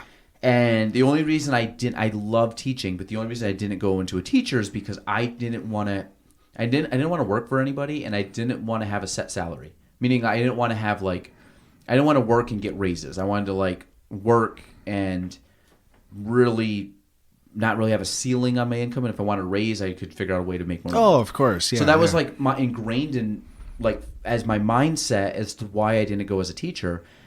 But I got to scratch that itch a little bit in the form of coaching, because that's like a form of teaching. Yeah. And now I find that even in real estate, I can teach. So it wasn't necessarily I wanted to be a teacher. I like the idea of teaching. Yeah. So I think that's where I came, and I think that's why some people maybe like that, but don't actually go into the teaching, like what we would say as the stereotypical teacher role, but they want to teach. Maybe it could be on YouTube. Maybe it could just be a course. Maybe it could be just you and your buddies talking, and someone's very knowledgeable on guitar and taught you how to play guitar, but didn't want to be a teacher. You just want to get to the basics of things, right? Instead of having to explain something, it could take weeks to months. Like, here, this is what we're going to do. Focus on this particular thing. It'll only take maybe 3 weeks to do instead of 3 months.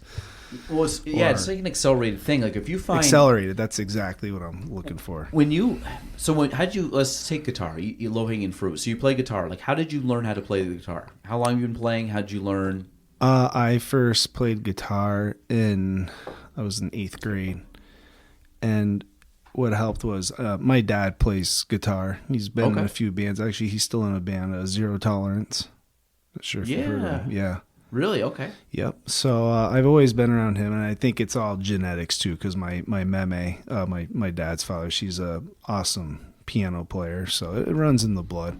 But yeah, it just, he would show me a few chords and stuff, but other than that, it was like, hey, like you gotta learn listen by ear, and it took a while. I mean, I'm still not the best guitar player. I struggle with solos, but I can do the basic strumming of chords, D, A, G, E, F, B. So there's that. I mean, if someone gave me a guitar, I was like, here, like try this Green Day song right now. I mean, I could get down the power chords or whatever chord it is, but if it comes to solos, I struggle with that. I'm still learning. So I was gonna say you're a Green Day guy, right? I am. Is that your favorite band? Yeah, it sure is. Oh, it is. Okay. Yeah, love Green Day. So the thing I don't know if I like. So I know a lot of Green Day songs, but Green Day's an old band, like an older band than I think people realize. They've been around since I think '87. They were first called Sweet Children. 87, you're right, yeah. Yeah, and then I don't think they became Green Day till '89, something like that. Actually, so the members of the band are these.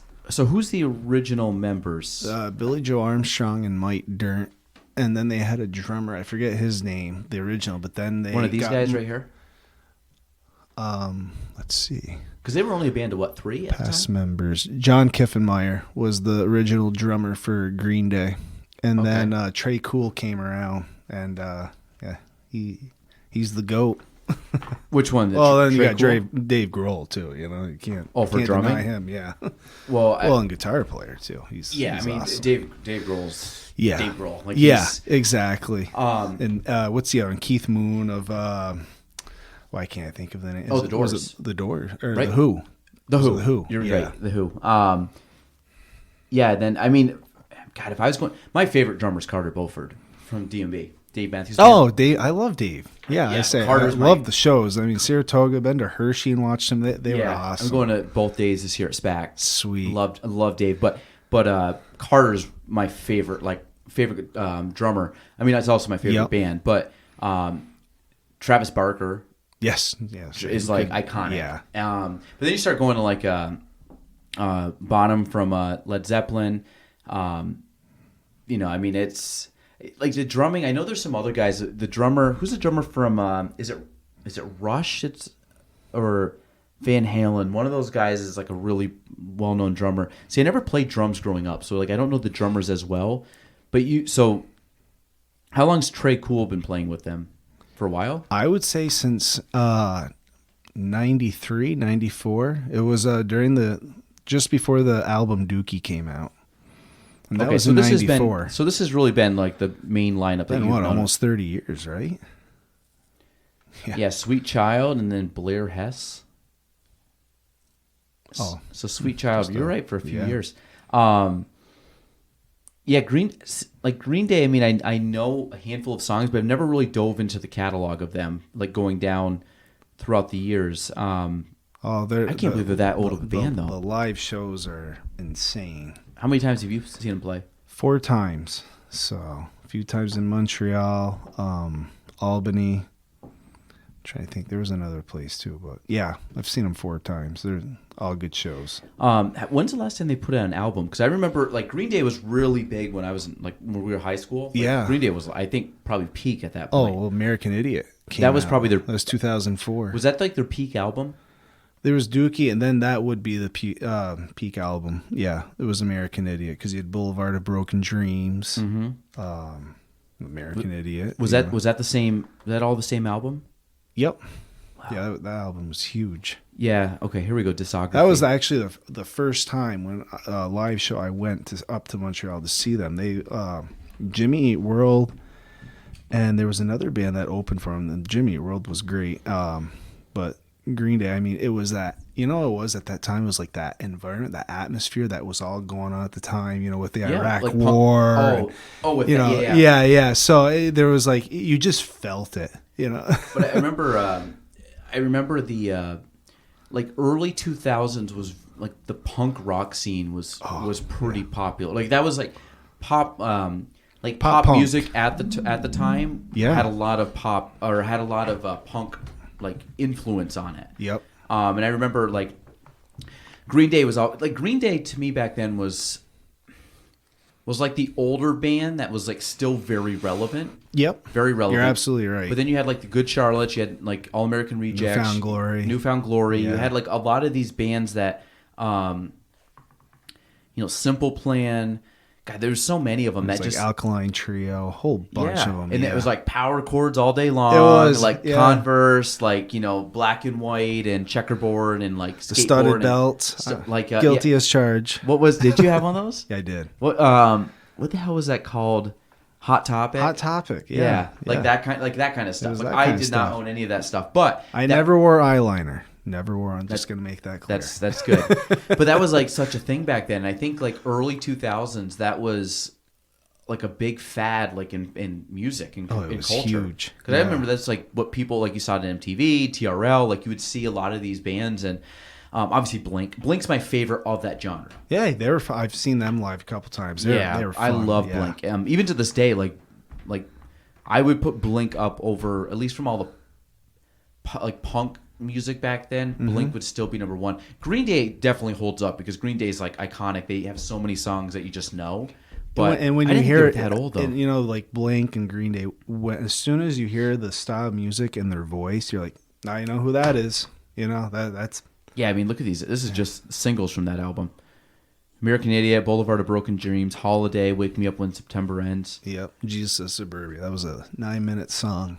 It still rocks. What's your, I was going to say, do you like, I was having this conversation with Jen today. Do you like long songs? Do you like quick songs? Like, do you like songs that just they play through, hit the lyrics, and they're done? Or do you like jam? It all depends on how the music's made. It's like Stairway to Heaven. That's a long song. And It's about 8 minutes. I can deal with it. What Bohemian Rhapsody, that I can deal with that. I love that song. Like, I'm a big Queen guy. Jesus of Suburbia, same, but there've been other bands I've tried if just a 4-minute song, and it's like, oh no, I don't listen to that. Well, so like Bohemian Rhapsody, if you look at that song, I think I don't know how long it actually is. It's probably only about 5 minutes long, but there's so many things going on in that song. It's a story. Yeah, it's a story in it, but it hits. Like I love that song, but it hits like so many different. It hits. I don't know. It's weird to kind of describe, but it hits so many buttons of that song. Like it goes in, obviously like very high, very low, different like kind of speeds of the song. It almost feels like 3, 4, 5 songs in one. But you go kind of like jam band stuff. Like I like jam music. One of my favorite songs of all time is was the Central Park album from Two Step, which was Dave did. It was an 18-minute version of Two Step, and I've watched it multiple times. It's absolutely incredible. That's a great song, Two Step. But What is it? Blood in the Water, or what's from Dave? You're talking about Dave? Don't Drink the Water. Don't Drink the Water. That's another long one. But I mean, that's a good live song opening. So he actually opened that at that concert. And actually, the best part about that opener is that they basically were like playing like lightly for like 3 minutes, but it's not the song. They're just like they're all just kind of like picking and strumming, kind of playing very soft. And it's almost like they're like playing, but it's almost like they're rehearsing or warming up. And then it's just like, and all of a sudden it goes, doom, and it goes right into the bass drops, and it goes right to the song, and like people lose their shit, and it's oh yes they do. I'm like I've listened to that album, I feel like hundreds of times, and it's still like a cool experience. I've been on a big Coldplay kick lately, so my wife's favorite band is Coldplay. Okay. And I didn't not like Coldplay. I was not a Coldplay fan. And then I met my wife, and my wife's like, I love Coldplay. And my first initial reaction was like, really? Like Coldplay? Out of all the bands, like Coldplay is the one you'd pick? I'm like, okay. And I was like, oh, whatever. So I'm like, I'll give them a chance and kind of listen to some songs. And I'm like, they're okay. And then you start listening to some of their old stuff, and I'm like, all right, I kind of like this. And so if you go, so we've seen them in concert a handful of times, and they're one of the best I heard concerts. they were one of the greatest. Amazing, and it's just like we've seen them a few times on the floor too, and it's just like it's a pretty cool experience. But when you look at a band that's evolved from their first album came out in 2000, Parachutes, like old school Yellow, a couple songs that people probably would have heard from the first album. Talking about some nostalgia. Yeah, and then they come back out, and now they put out an album 2022, and that one, Music of the Spheres, is so you have about 22 years of whatever, but the sound from the sound of this one is completely different. They went more like electro. Yeah. Didn't they? Yeah. Yep. And I remember they did stuff with Avicii a few years back. Yep. Maybe And 2012 or so. They did a remake of Sky Full of Stars, which is one of my favorite songs by them. Yes, that is a great song. But if you look at it, like their music has completely evolved from like the montage. Like I always think of like Sparks from Wedding Crashers, and there's like they have these old songs that are just very acoustically played and soft rock and. Which I like that kind of music too. Yeah. But then they go into like these like arena anthems and like lights and sounds and things just like lit up, and it's. I always find it's seeing bands kind of evolve, because some bands sound the same from like their first album to like their last album, and they kind of just stay in that genre. And like Coldplay, you listen, like it doesn't really sound the same at all. No, they've totally changed the sound, but Chris Martin, right? Yeah, the lead singer. He still has, it's his voice, and so it's Coldplay, and the lyrics, the way he's the best frontman I've ever seen live. He's really now live, good. I'm not saying he's the best ever. Oh, I know what you for mean. Live. Yeah. Like I love Dave, and Dave's great, but Dave's not like Chris Martin is a frontman. He's like a Freddie Mercury. He like, really he gets is. up and he's an entertainer. Correct. Yeah. And the other cool thing about that band is the 4 guys that founded the band are still the 4 guys in the band. They've never had anybody leave. They've 20 something years. I mean, I don't know enough about like. You look at like older music, like the Rolling Stones are still playing. God knows how, but they're still playing. But like, I don't think it's the same. I mean, there's a handful of guys that are still the same guys, but guys will. At this case, they're passing away out of age. Yeah. But they'll replace them with somebody. But and I don't know or how like long. Van Halen. Like those Well, all even- those guys didn't even really taking stick like together. I loved Aerosmith, but like a couple of guys left and they would Aerosmith. come back, and like you get some of these like all of a sudden so and so quits the band, and or like I watched a documentary on CCR, like there was like a whole like falling out with those guys, and then like John Fogerty goes out and does his own thing. So like you see these bands like just start to break up. So when you see these bands longevity over time, like I love Dave, been doing it for 30 years or so, a little over 30 years. But they only have 3 of the original 5 guys still in the band. Yeah. But they have 7 guys in the band, but there's only 3 originals. So when you look at that, it's like it's still the same band. Dave's still the same singer. Carter's still playing. Stefan's still there. But really, at the end of it, it's they have they bring in different people. So like Coldplay though, it's still the same 4 guys. That's amazing. See, And I love it. it's cool. I love that stuff. And they all met up in college. They're a college band, and they just have still played. And they last year had the highest. I think we looked this up with Jared. It might Elton John might have just beat him, but I think they had the highest grossing tour. And I think it was just recently passed by Elton John on his farewell tour. Oh yes, I was to say because It's Elton cold. John, he's got done finishing by the up, end I of think. last year, didn't he? I don't know when his actual last date is. I have a feeling he's probably finishing at Wembley in London. Yeah, I bet he is. that That's has going to to be be. huge. Because I remember his last one in L.A. was L.A. Yeah. But that was the last United States one. That wasn't Yep. necessarily his last concert. We actually got it's kind of cool. It's on my bucket list, but we end up getting my parents it for Christmas. They're going down this weekend to see Billy Joel down at the Garden. Do you like Billy Joel? I do. Yeah. Yeah. I mean, I feel like anybody's like Billy Joel, you're like, yeah, I love Guy Billy Joel. rocks. Piano Man. Piano Man, yeah. Yeah. And so Billy Joel's one of those guys. Same thing with Elton John. If you put on like a Pandora station or Spotify and just like put a playlist on, like put like Billy Joel radio on, Yep. and it's just like it's good, like easy listening music. Actually, I should do that on my Spotify. I'm glad you brought him up. Yeah, Billy Joel's great. Billy Joel radio, you get a lot of Elton John on there, or Elton John radio too. You'll get, vice versa. You'll get. It's funny you're talking about him because the guy who cuts my hair, Noel Barrier, down in Rouse's Point, American Vintage. Oh yeah, right across Yeah. from Lakeside. Exactly. Yeah. Is that a awesome. cool place? Amazing. It looks cool from the outside, I recommend. Yeah, they have I was kind of a little worried because we used to go see Kaylina O'Brien. Yeah. Yep. But she changed some things, mostly working on ladies' hair. So I was like, okay, well, we'll go to Noel. I was like, this ought to be interesting because, when you bring a 3-year-old at that time, like the whole shift's like, I wonder how this is going to be. American Vintage, they had like kids stuff there, like, toys and all that. So Was this just why you were getting your haircut? Was Noah getting it too? And Noah too. But, Okay. So I went first so Noah would feel comfortable. Yeah. And Noah was just having a blast there. And then, Noel cut Noah's hair. Yeah. And Noel did a great job. So, anyways, Noah says after, he's like, yeah, Daddy. I was like, I want to go back there. So, but anyways, the part I was getting with Noel was he had just went to a Billy Joel concert down in Long Island. He had a blast. Oh, yeah. So, Billy's Long so your Island parents guy. are going to have a good time. Yeah, they're going to the Garden, but Billy Joel's he's a Long Island guy. Yes, he is. Through. Levittown. Yeah, so he must have probably played at NASA Coliseum. Around there, yeah. I've been to an Islanders game before. NASA area. Coliseum, yeah. Yeah, it's all. Well, you're a Philly guy though, right? I am. Where did that happen? Being the Flyers you fan? and Nathan Russell, you guys, a couple. Yeah. Actually, my buddy Nick Levine too. Flyers I remember Nick. Yeah. Yeah, they're all. I Flyers didn't know he was a guys. Flyers guy. Big Flyers guy. Yeah. Maybe because the Shazy Flyers puts a little influence. Oh, maybe on that could be. Yeah. Mine was through John LeClaire. So he's from St. Albans, Vermont.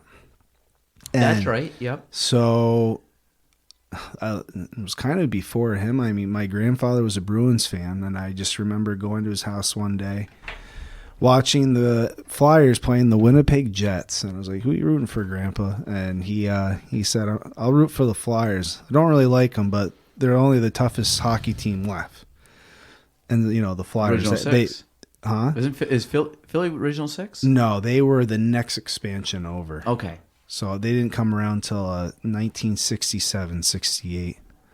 And like I said, I don't even think Lindros was there at the time for the Flyers in this early 90s period. But the Flyers beat the Jets. I'm like, yeah, I like that team. But I didn't really think anything of it. And then all of a sudden, my grandpa Dumont was getting me these John LeClaire Flyer hockey cards and Eric Lindros. Yep. And he's like, look at the back. And I was like, oh, St. Albans, Vermont. Wow, this cool. This guy's cool, So, and then I met John LeClaire, got his autograph a few times. Every summer he would come up to, I think it was a Racine Ford dealership in St. Albans. Okay. So I'd see LeClaire, and I fell in love with the Flyers. Like I said, probably since 94, 95. They had the Legion of Doom with Michael Renberg and Eric Lindros, LeClaire. Seen them a few times in those Stanley Cup moments, but unfortunately they couldn't win, and I don't think they're gonna win for about another 30 years. Though we got a new GM, Danny Briere, so I got some faith in him. So, LeClaire played at UVM too. Yep, he went to UVM. He got drafted by Montreal. I believe he got the game-winning assist when the Canadiens beat the Kings in the final. I might be wrong. But, yeah, and then he gets traded, and actually a lot of Montreal fans were ticked when he got traded from Montreal to Philly, because then all of a sudden he ramped it up with Philly. He really helped him out. I feel like I knew that he was from St. Albans. I didn't know he went to UVM. I know Marty St. Louis was. St. Louis, yeah. Speaking of Montreal. Yeah, Marty, he's the only thing I like for the Montreal Canadiens. He's not a Canadian guy. So, I can't stand the Montreal Canadiens. See, that'd be the team I'd root for is the Habs. I told my son no, because he loves hockey. I was like, if you do get drafted by the Canadiens someday, I will like the Canadiens. I'll watch you when you play Philly. Yeah, I will. Yeah, Philly. I'll root for you. I like the Canadiens. I didn't know that he was from right from John St. LeClaire. Albans. I feel like someone told me that when I was younger. And I had cousins that grew up with him. Went to school in Swanton, Missisquoi. Yeah. So they play against him at a high school level at BFA, and they're like, "Oh yeah, you knew when he was young, he was gonna be a pro." I think you look at that with pro athletes just in general, they just have that extra. like extra gear. Yeah. It's tough to explain, but you can just tell someone that's just better, and you're like, they're just faster, they're quicker, they move better, their decisions are better. I think it's like they're a little more evolved. There's a noticeable difference. Yeah. They just stand out, and this is at any level. You can always tell like who the best player is, but when you see a really exceptional kid, you're like, oh yeah, that's by far the best player. Look at Corey Lewis. I mean, he's doing professional league in Germany. Still, yeah. I'm like, he'll make the NBA. That's how I think. Corey is just one of the best basketball players I've ever seen. Yeah, in this area. I had Corey on the podcast. Was it in the summer? I think it was. Yeah, it was this past summer. Got to see him a little bit, and it was cool. I got to catch up with him, and he's doing well. And I mean, if you would have told him that you'd be doing this at this age, he probably said you'd be kidding me, because he even talked about it. He's like, I like soccer. I played college soccer. Yeah. Then I ended up playing college basketball and just kind of started to go with it. And it was tough to say, was he better? The thing with Lewis, like, I watched him play basketball. I watched him play soccer, and I watched him play baseball. Mm-hmm. He gave up baseball very early. Yes, he did. Arguably, baseball might have been his best sport. Like, he was a stud baseball player, and he just gave up, like, just for whatever, he stopped playing. He was a shortstop, wasn't he? He could have been. I just remember he was he could hit, he could field, he could he run, could steal bases. I remember that. Yeah. He could do everything you wanted in a baseball player. And I played basketball with him, and he was by far the best player. I definitely think he was always in basketball. Yeah. Well, yeah, I thought so too. I mean, but then again, he was, he won the league MVP at, I think he was a first team All State too. I mean, he was like the tip top of soccer too. I mean, this kid was just athletic. Yeah. And it was cool catching up with him. Just like same dude. Like it's so funny because I hadn't seen him for a long time, and it was kind of like when I had Jonah on for the first time. Like I told Jonah, I'm like, I haven't spoken to Jonah. Yeah, he's great. Yeah, I'm like, is. I haven't spoken to you, I feel like, in 10 years. Like, you see pictures and stuff, but like seeing photos on Facebook is different than having a conversation. Of course. So when yeah. I haven't, and I didn't, like when we went to college, or graduate high school, I kind of lost touch with Jonah just because we went different ways, and I just never That's really. life. That's life. Yeah. And I could say that about 85-90% of the kids I graduate high school Yeah. with.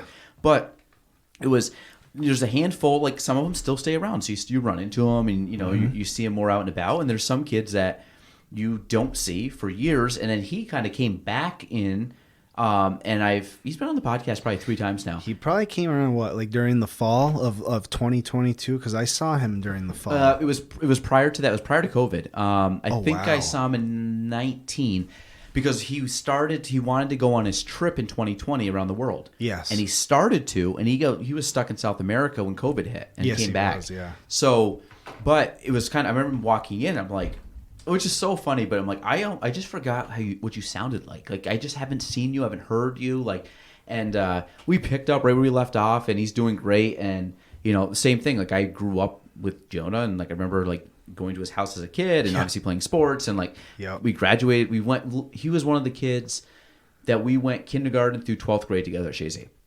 Like every year, there's always a handful of kids like that, but we were, him, Stephanie Hostler, my cousin Perry, my cousin Nolan, like a lot of them, we went all the way through, and so it was fun just like see him. So like when Lewis came, it was the same thing. I'm like, I just haven't seen you, like I've seen you like via Facebook, but when you actually get to rekindle relationships with these people that like you haven't seen forever, but they're like, I miss those guys, like they're cool dudes, or and same. so it's just neat. I bumped into Corey. He was up during like the summer of 2020, and it was out actually in a Target parking lot. He was in his car, and he just rolls up. He's like, "Hey, what's going on?" I was like, "Corey." Sounds like him, randomly. And I think he was so with the kid, like helping the kid out or something. He does, yep. He actually does it similar to what you do. Yeah, and that's what we were talking. He said, "Hey, get a hold of me." I wanted to, but life, yeah. Right? It's like then I had my son, and just everything that was still going on with COVID at that time, 2020, it was hard to do. Yeah.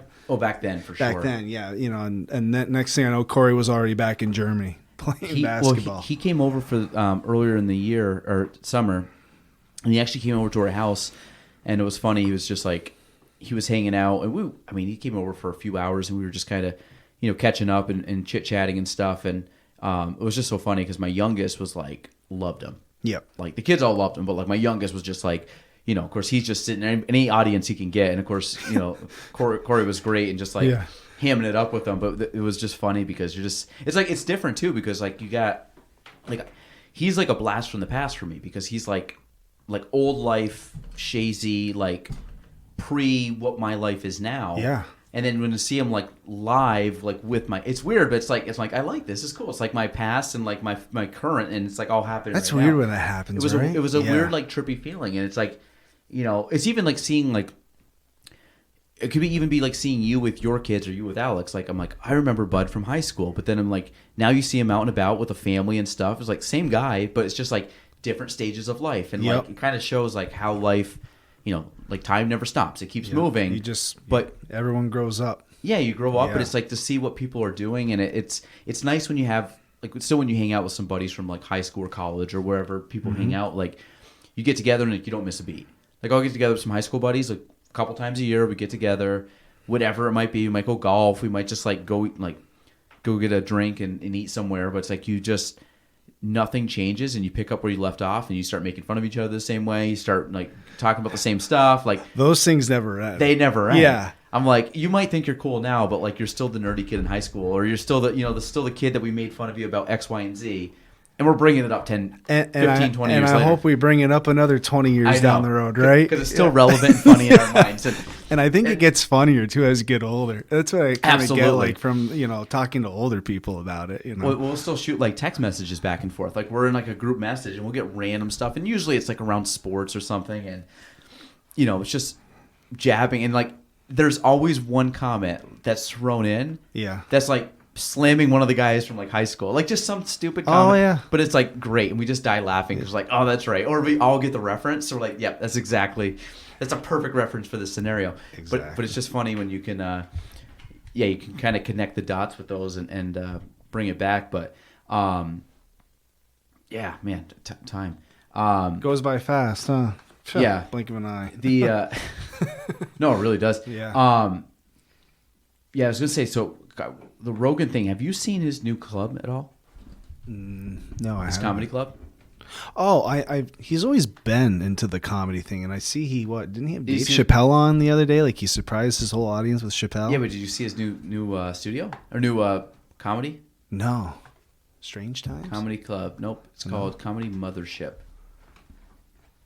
Is that what he calls his studio? Right, the Mothership. He's big into. Yeah, he's a character when it comes to like planets and stuff. The conspiracy stuff. That's why I like him.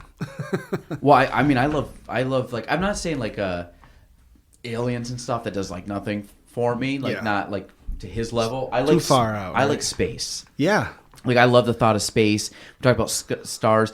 I actually told my son today. I'm like, yeah, you can see like Joe Rogan and friends, like they're pumping out lots and lots of shows. Wow, 7 and 10. Look at that.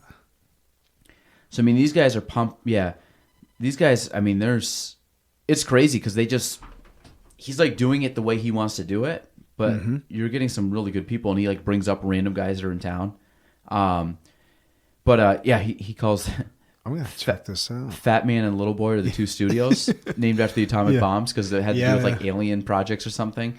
No, I just think it's kind of cool. Like he's kind of talked about like, I've actually first time I've been on this, but he bought this space and is like basically turning it into like the mecca of comedy now because everybody's starting to move there because of him, and he's like dragging all these guys to Austin. He's like, it's great here, and they're all coming in and turning it into like, you know, this big comedy space, which is cool. And Austin, from what I heard, pretty fun city. Never been. Never been either. I went to San Antonio a couple years ago, which is about an hour away, but I never got to Austin. I wanted to, but limited time, and you're kind of doing some stuff, and yeah, no, it's just I do like comedy too. So, and I think a lot of it I've grown listening to his podcast. I've gotten a little bit more appreciation for comedy. Yeah. Do you listen to a lot of comedy? I mean, not too much, but you know, especially late teens, early 20s, I was always into Dave Chappelle. He's my guy. I love Dave. I do too. Yep. Some people don't, but like his most recent ones on Netflix, I thought were great.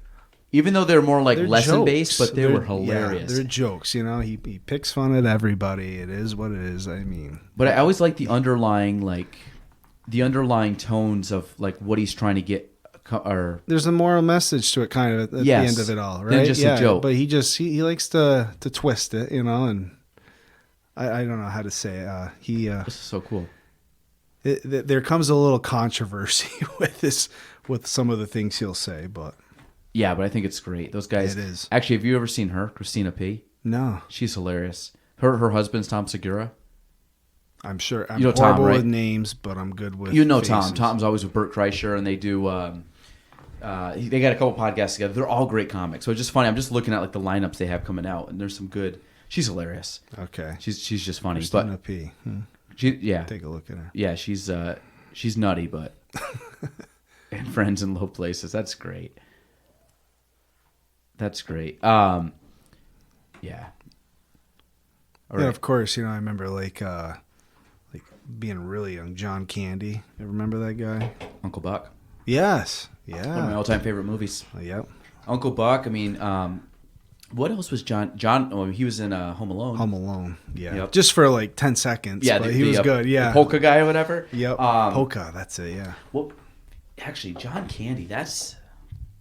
And then there was the guy after him, Chris Farley. Well, I mean, Farley. Yeah. Rest in peace. But actually, both Yeah. these guys have passed since. Yeah. But They were only like a few years separate, right? When they were in the passed ballpark. away, yeah. Oh yes, and they passed away. Yes. Yeah. But I mean, yeah, John Candy was more of like the '80s, comedy, and I think Farley was early mid '90s. Yeah. Well, Farley was. I don't know if Farley was an SNL guy. I mean, right here, Uncle Buck, Planes, Trains, and Automobiles, The Great Outdoors, Planes, Cool Trains, Runnings. and Automobiles. That wasn't, Cool Runnings. That Amazing. definitely. I mean, those. Spaceballs. I don't know The Great Outdoors as well, but I know it's good. Uncle Buck's one of my all-time favorites. Plane, Trains, and Automobiles, great. Cool Runnings, great. I loved Cool Runnings. Yeah, was it the '88 Calgary bobsled team? Mm-hmm. Yeah, John Candy was 43 when he died. I think they said a heart attack, which makes sense. Guy's a little heavy, but Actually, looked a little older. he did. Yeah. I mean, the guy didn't take care of himself, Yeah. but he was co-owner of the Toronto Argonauts, the Canadian Football Yep. League. Never look at that. Learn something new every day. Wow. Yeah, he was Canadian. Amazing. Newmarket, so just Yeah. outside of Toronto. Yeah, he was Second City. Okay. Second City, that's you familiar with Second City? No. It's like I think it's Canadian, but I think I also had to go out of Chicago. It was like another SNL, Okay. but look at the people on this. The original sketches and characters. There's got to be something that talks about alumni. Because Second Oh, I City think it just showed further up. alumni. I might have met. Showing Robin Williams? Oh, no, maybe not. I bet you he was on Second City. There was a ton of people. Let me see. Yeah, I mean, Let me of see. course, Robin Williams is one of the greatest. Second City alumni. Maybe it was out of Chicago. Right here. Look Oh, at these Dan names. Aykroyd. Look at Oh, these jeez. names. Yeah, John Belushi. Alan Arca, Alan That's when you know Alda, you're a Bill Generation X and a millennial kid, right? Dan You know those Aykroyd, names. Eugene Levy, Yeah. Chris Farley, of course. Catherine yeah. O'Hara, Ryan Stiles. Remember that? Not pardon the interruption. What's my line? What was that show called? It was the improv show. Whose line is it anyways? That's it. Good Yes. call. Ryan Yep. Stiles, like Wayne Brady. That's a good show, yeah. Drew Carey, right? He hosted. Whose line is it? Did he host the original version of it? Maybe. Or was he different? Because But there were the two Canadian guys, right? The one was a Ryan one was Stiles, a bald guy, and then the Wayne other Brady. was a tall guy that sometimes was on 2.5 Men. oh God, Oh, Wayne Brady was on there. Wayne yeah. Brady was on. He was good. Wayne Brady, He was Ryan on Stiles. He was on a few Chappelle shows too. Was he? Yeah, he could have been. Steve Carell, one of my all-time favorites. Mike Myers, Jordan Peele. Jordan Wow. Peele, Tina Fey, Amy Poehler, Steve Colbert, Cecily Strong. I mean, these people, they're like so many Canadian people. Like, there's a lot of Canadian people that came through Second City. But Second City, man, that's big. Yeah, I would didn't say realize. SNL would probably be a little bit beyond that, Yeah. but that's a great lineup of people. And It obviously, really like some of is. these people went on to Tina Fey, of course. SNL. Yeah. Yeah, but John Candy, Chris Farley was. I mean, he's kind of like that '90s like fat comic guy, but And then he joined, John I think, Candy, Adam man, what a- Sandler, right? Yeah. well, they were all in SNL together. Yeah, SNL, yep. They let me see, is that him when he's My wife, that's not him. Alex, she loves Adam Sandler movies, like every single one. I'm like, sometimes they're a hit or a miss for me. I don't know. love Sandler movies. But I like Adam Sandler as a person in general. And he's he's just from New funny. Hampshire, right? Manchester. I knew he was a New England guy, but I did not know he was from New Hampshire. You see a lot of his shirts, like when they have like T-shirts and stuff. He wears a lot of like sport. I mean, I think they call it like the Adam Sandler look, which is like basketball shorts, sneakers, and like a shirt, which I love. But I thought if you had to change, like say trade places, which I'd never trade places with anybody, but if you had to say like what career of somebody would you love to have, someone like Adam Sandler would be up there for me. I agree. Like fun movies, has a group of guys that are just in all his movies. He's got that click. What's his name? Steve Buscemi? Buscemi's in the He field. looks like a fun guy to hang out with. He's a little wild, crazy, googly eyes or whatever from Mr. Deeds. But Mr. Deeds, and it kind of is actually Mr. Deeds. Isn't that kind of in New Hampshire? yeah, like Yeah. Winnapesaukeville or something like that. There's some name they had. There's like Winnipesaukee around. Yeah, I love that. I love that area. That's a beautiful What spot. was the name of that? But Mr. Deeds. Let me see what the town was. It was something like a long, like made up name, and then it ended up actually being a real name. And they're like, oh crap. Probably was Winnipesaukee. But it was like somethingville, and he says it right in the movie, the beginning. And who was the girl in it? Winona Ryder. She's like, oh, whatever, and then she's like, oh, it's actually a real place in New Hampshire. Effingham? Plot. No, because my wife's uncle lives in Effingham. Like, but you're joking, right? Like, yeah, Mandrake Falls, but I don't think it was Mandrake Falls. No, I think it was that's something. probably the made up name, right?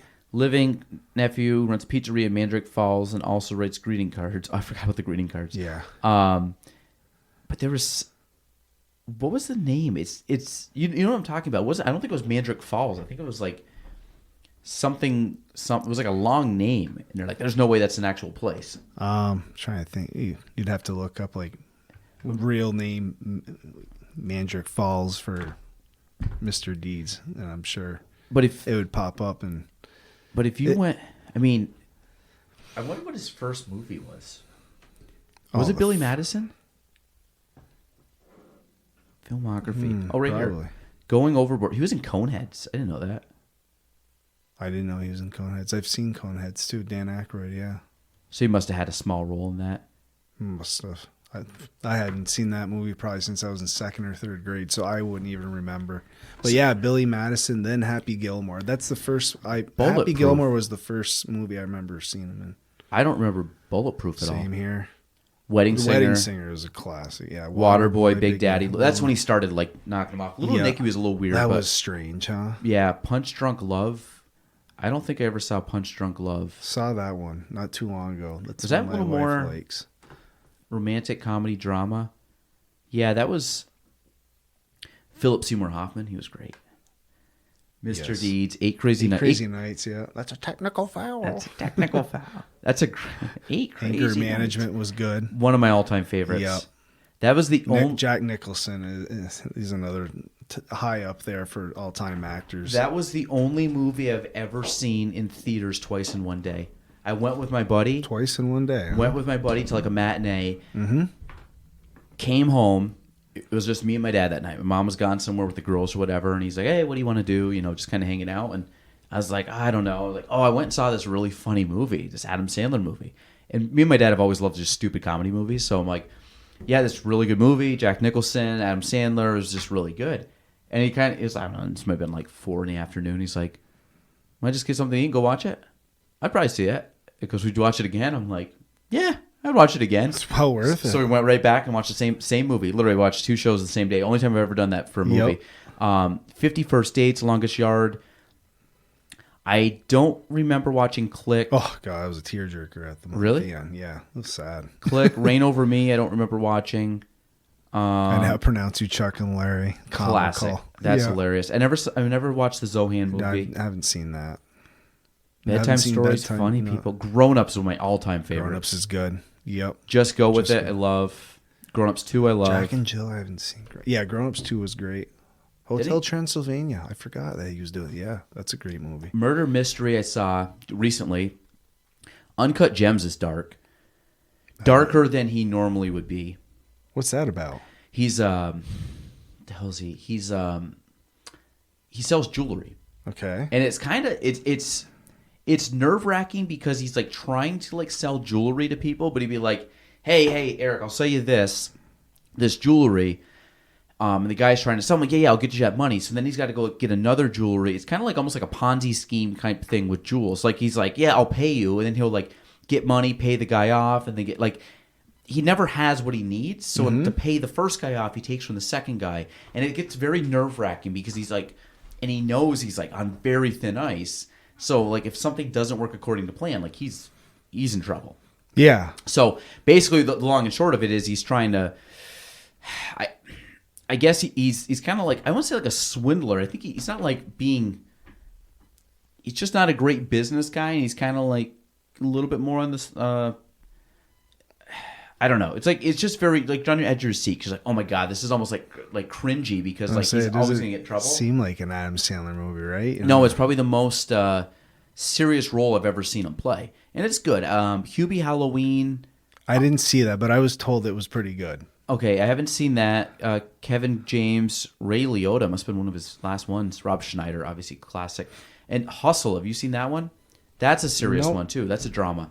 That one's a good one. That one's about he's a NBA sports agent. scout. Or Yeah. Scout. Yes, I've seen I saw it pretty sure on the YouTube the commercials, the trailer? previews for it. Yeah, trailers. Yeah, and I just haven't checked it. So he plays a really good role in that one too. But again, he's Doesn't he like get in a fight? Doesn't he like hurt one of his players or get in a scuffle with him? And he kind of gets demoted.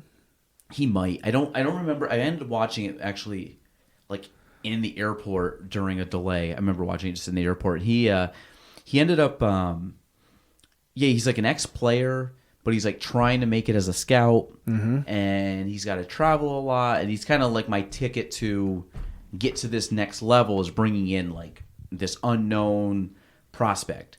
Yep. So the whole idea is like he's trying to get this player from Europe to play in the NBA as like his golden ticket. It'd be like finding, I don't want to say LeBron James, but it's like finding like an NBA All-Star unknown that nobody has eyes on, and he happens to like bring this like golden ticket to the 76ers as kind of like his way into like the next level where he doesn't have to travel and compete with his family. There's a lot of like deep dynamics to it. Yeah. And then obviously like the dynamic with the player and stuff, and it's there's a lot going on, a lot of mini storylines, but if you can watch that, it's a pretty good movie. And it's check that it's a out. very I like serious that role kind though. of It's stuff. not, there's like some comedy, but it's like a quick joke here and there to people, but it's definitely a serious drama. That's when you know, like some of these comedian kind of people, and they can play the serious roles. A lot of props to them. They're good at what they do. And Sandler's one of them. Yeah, Sandler can. I'm trying to think of a lot of them. It's hard for them to make that leap because they're typecast. Remember Robin Williams? They played some Amazing. serious roles too, and I thought he Saving was Private or not amazing. Saving Private Ryan. Remember that picture movie? He was like Good Will Hunting. Good Will Hunting, but there was a creepy camera like picture guy. He was. I forget what it was. And then Patch Adams too. There was Patch Adams. That's another one. But he was amazing at all those movies. Like Hook. Remember Hook? Yeah, Classic. I love that movie. Dead Rufio. Poet Society. Mrs. Doubtfire, obviously, but that's Mrs. more Doubtfire, comedy. yeah. Jumanji, I would even Jumanji, say, is yeah. like slightly on the comedy Oh, I side. forgot about Night Museum. Isn't he Teddy Roosevelt? Oh, it could have been. I never watched that. Good Will Hunting is one of my Good all-time Will favorite Hunting's movies. Really good. I just heard something today about Matt Damon and Ben Affleck I think I know doing what a you're movie for the first time since '97. That's got to be it, right? Good Will Hunting's old. Yeah, it was 97. Yeah. Yeah, do you know what the movie is? No. It's called, let me see. Air. Air Jordan? It's about Air Jordan. Air. Okay. It's about them basically pitching the idea about around Michael Jordan, Nike around Michael Jordan. and Ben Affleck's gonna play Phil Knight. Yeah, well, I didn't know that. I always was going to say who's going to play Phil Knight in this movie, but so Ben I Affleck. can kind of see that. Have you ever read Shoe Dog? No. The story of Phil Knight? No. It's pretty good. It's actually a really good book. But so yeah, I didn't realize he was Phil Knight. So Phil Knight Ben Affleck's playing Phil Knight. He's directing it too. Matt Damon, Sonny Vaccaro, which I feel like I know that name, maybe just through the. Sonny Vaccaro. Face looks familiar. Is anybody playing Michael Jordan? I feel like Michael Jordan's probably not even in this movie. Not like the actual Michael Jordan. I'm saying like I feel like nobody's even playing Chris him. Tucker's in this. God, Is he? Yeah. It shows him, Wow, right? that's a blast from the Yeah. past. Man, I was wondering what happened to him. He's kind of been quiet for over a decade. Yeah, Chris Tucker's been out for Because Rush Hour. Rush Hour. I was going to say, the what's his best. claim to Yeah. fame? Rush Hour. Yep. Absolutely. Marketing executive, Sonny Vaccaro. Maybe that's how I know him, is that, yeah. Oh, his tenure with Nike. Yeah. Or he signed Michael Jordan. Wow. Vaccaro left Nike for Adidas and then Reebok. ABCD. Oh, remember that? The ABCD camp? That was a major basketball camp. Nope. Kobe Bryant, Dwight, should probably LeBron. That was a major basketball camp. Dwight Howard. Yeah. Wow. He played for, was it the Dwight? Spurs? No, Dwight was Or Magic was- for a long time. Or Magic, yeah. And then he went to the Houston Rockets. He had like massive shoulders. I just remember him being Yeah. this like, where did he go to college? South? Oh, he's high school, duh. I'm thinking of Tim Howard of San Antonio. Oh. Antonio Spurs, yeah. Yeah, Dwight. I didn't realize Dwight Howard was the first overall pick out of high school, Atlanta, by the Magic. I believe it. That guy's he's still huge. playing? Wow, he's still playing. That's crazy. League With the T1 league. Oh Lakers. no. So yeah. Say. he's playing with the Lakers last year. Got dropped. 76ers at Lakers again. Wizards, Hornets. Wow, he's really bounced around. But I mean, he was with the Magic for a long time. Yeah, Yep. yeah. He's had a kind of a bouncy around career. I wonder what happened to him. Like Jameer Nelson, remember him? St. John's or St. Joe's. St. No, I Joe's don't out remember him. of down near Philly. He 20 overall pick in 2004. His team, I think, was right here. They were 27-0 in the regular season. Mm-hmm. And they ended up going to they were a number one seed. They went to the Elite Eight. Yeah, number one seed in the tournament, and I believe Illinois was. I think that year Illinois was also a 1 seed.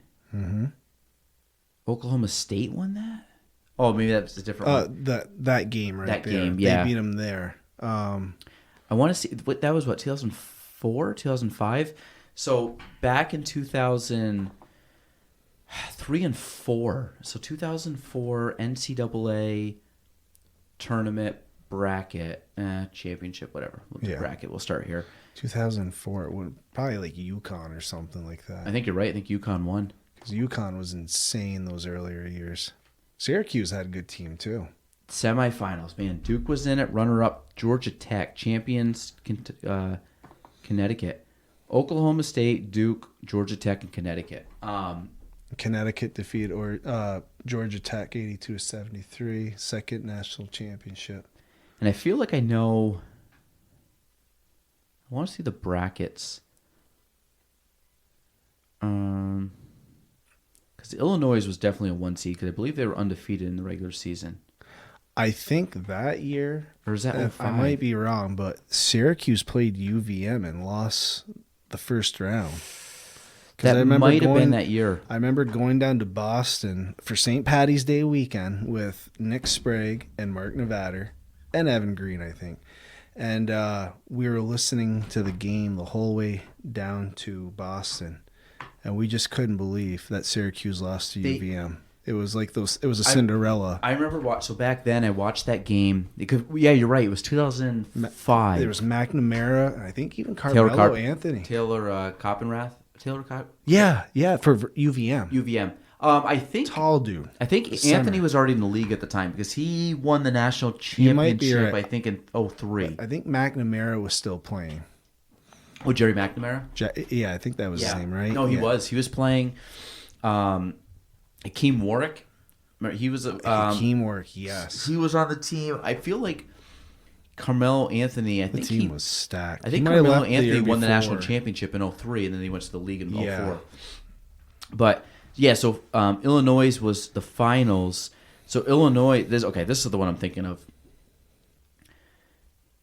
Yeah, so Illinois was the number 1 seed. I feel like they were undefeated that year.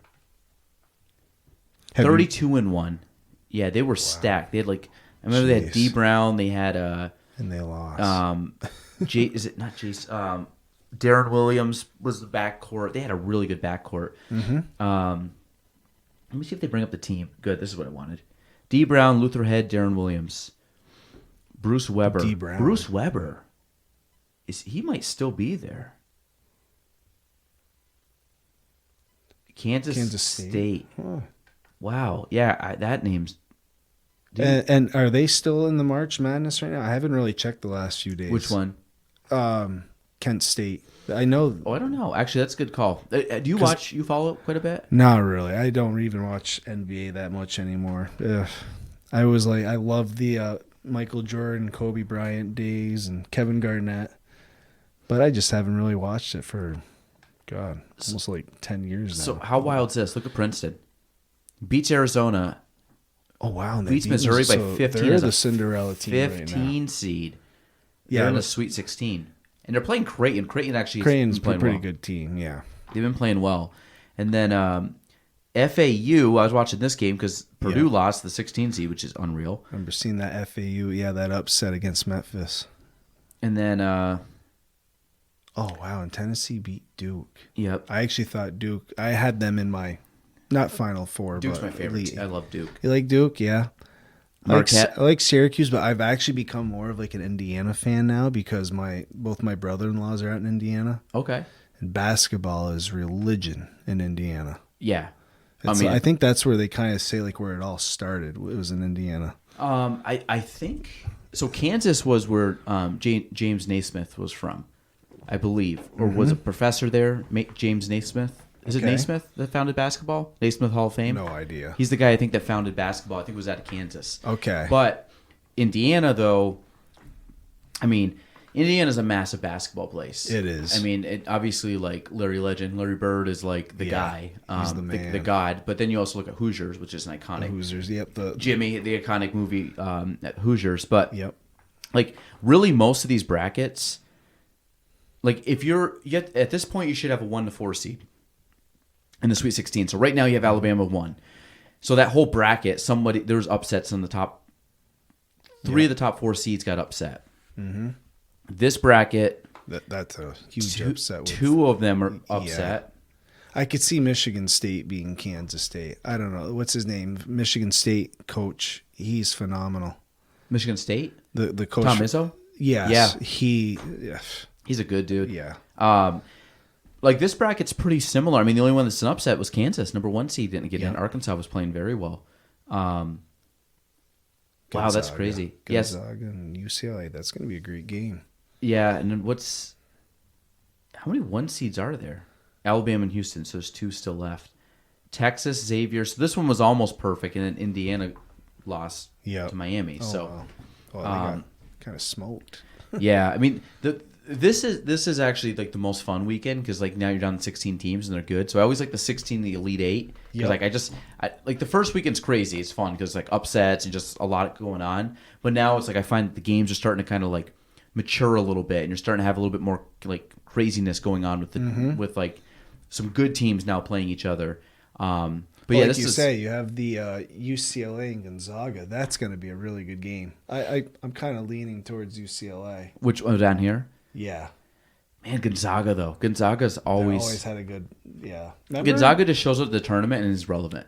Doesn't matter the seed. Years ago, I say years, maybe over a decade ago, there was it Harrison or something? He had long hair for Gonzaga. Oh, Adam Morrison.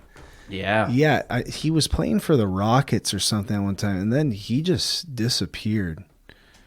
Now he's a former. I think he this is him. He looked like a mutt. Yeah, he really did. He looked a lot older. I was like, why is that 30-year-old playing basketball? He was good, though. He college basketball. 2006, round 1, pick 3. I remember it was for player of the year, it was always him or it was J.J. Redick. It was at Duke at the time. Duke, yep. And I was such a Duke guy. And Redick went to the Bulls, right? Was he a Bulls player? It's a good question. He played for the Magic for a while. Yeah. And then I feel he played for... He played for the Wizards. Do you know? And that's why I'm wondering what the Bulls or Wizards. No, 'cause the Clippers. He played for the Clippers for a bit. I thought maybe it was the Wizards because I thought maybe Jordan had something to do with it. Michael Jordan, he was running the Wizards. Well, he was on the Michael Jordan. I think still part of the Bobcats. Charlotte. I think he's a Bobcat guy. I think the ownership Michael Jordan. Yeah. Okay. I think he still owns the.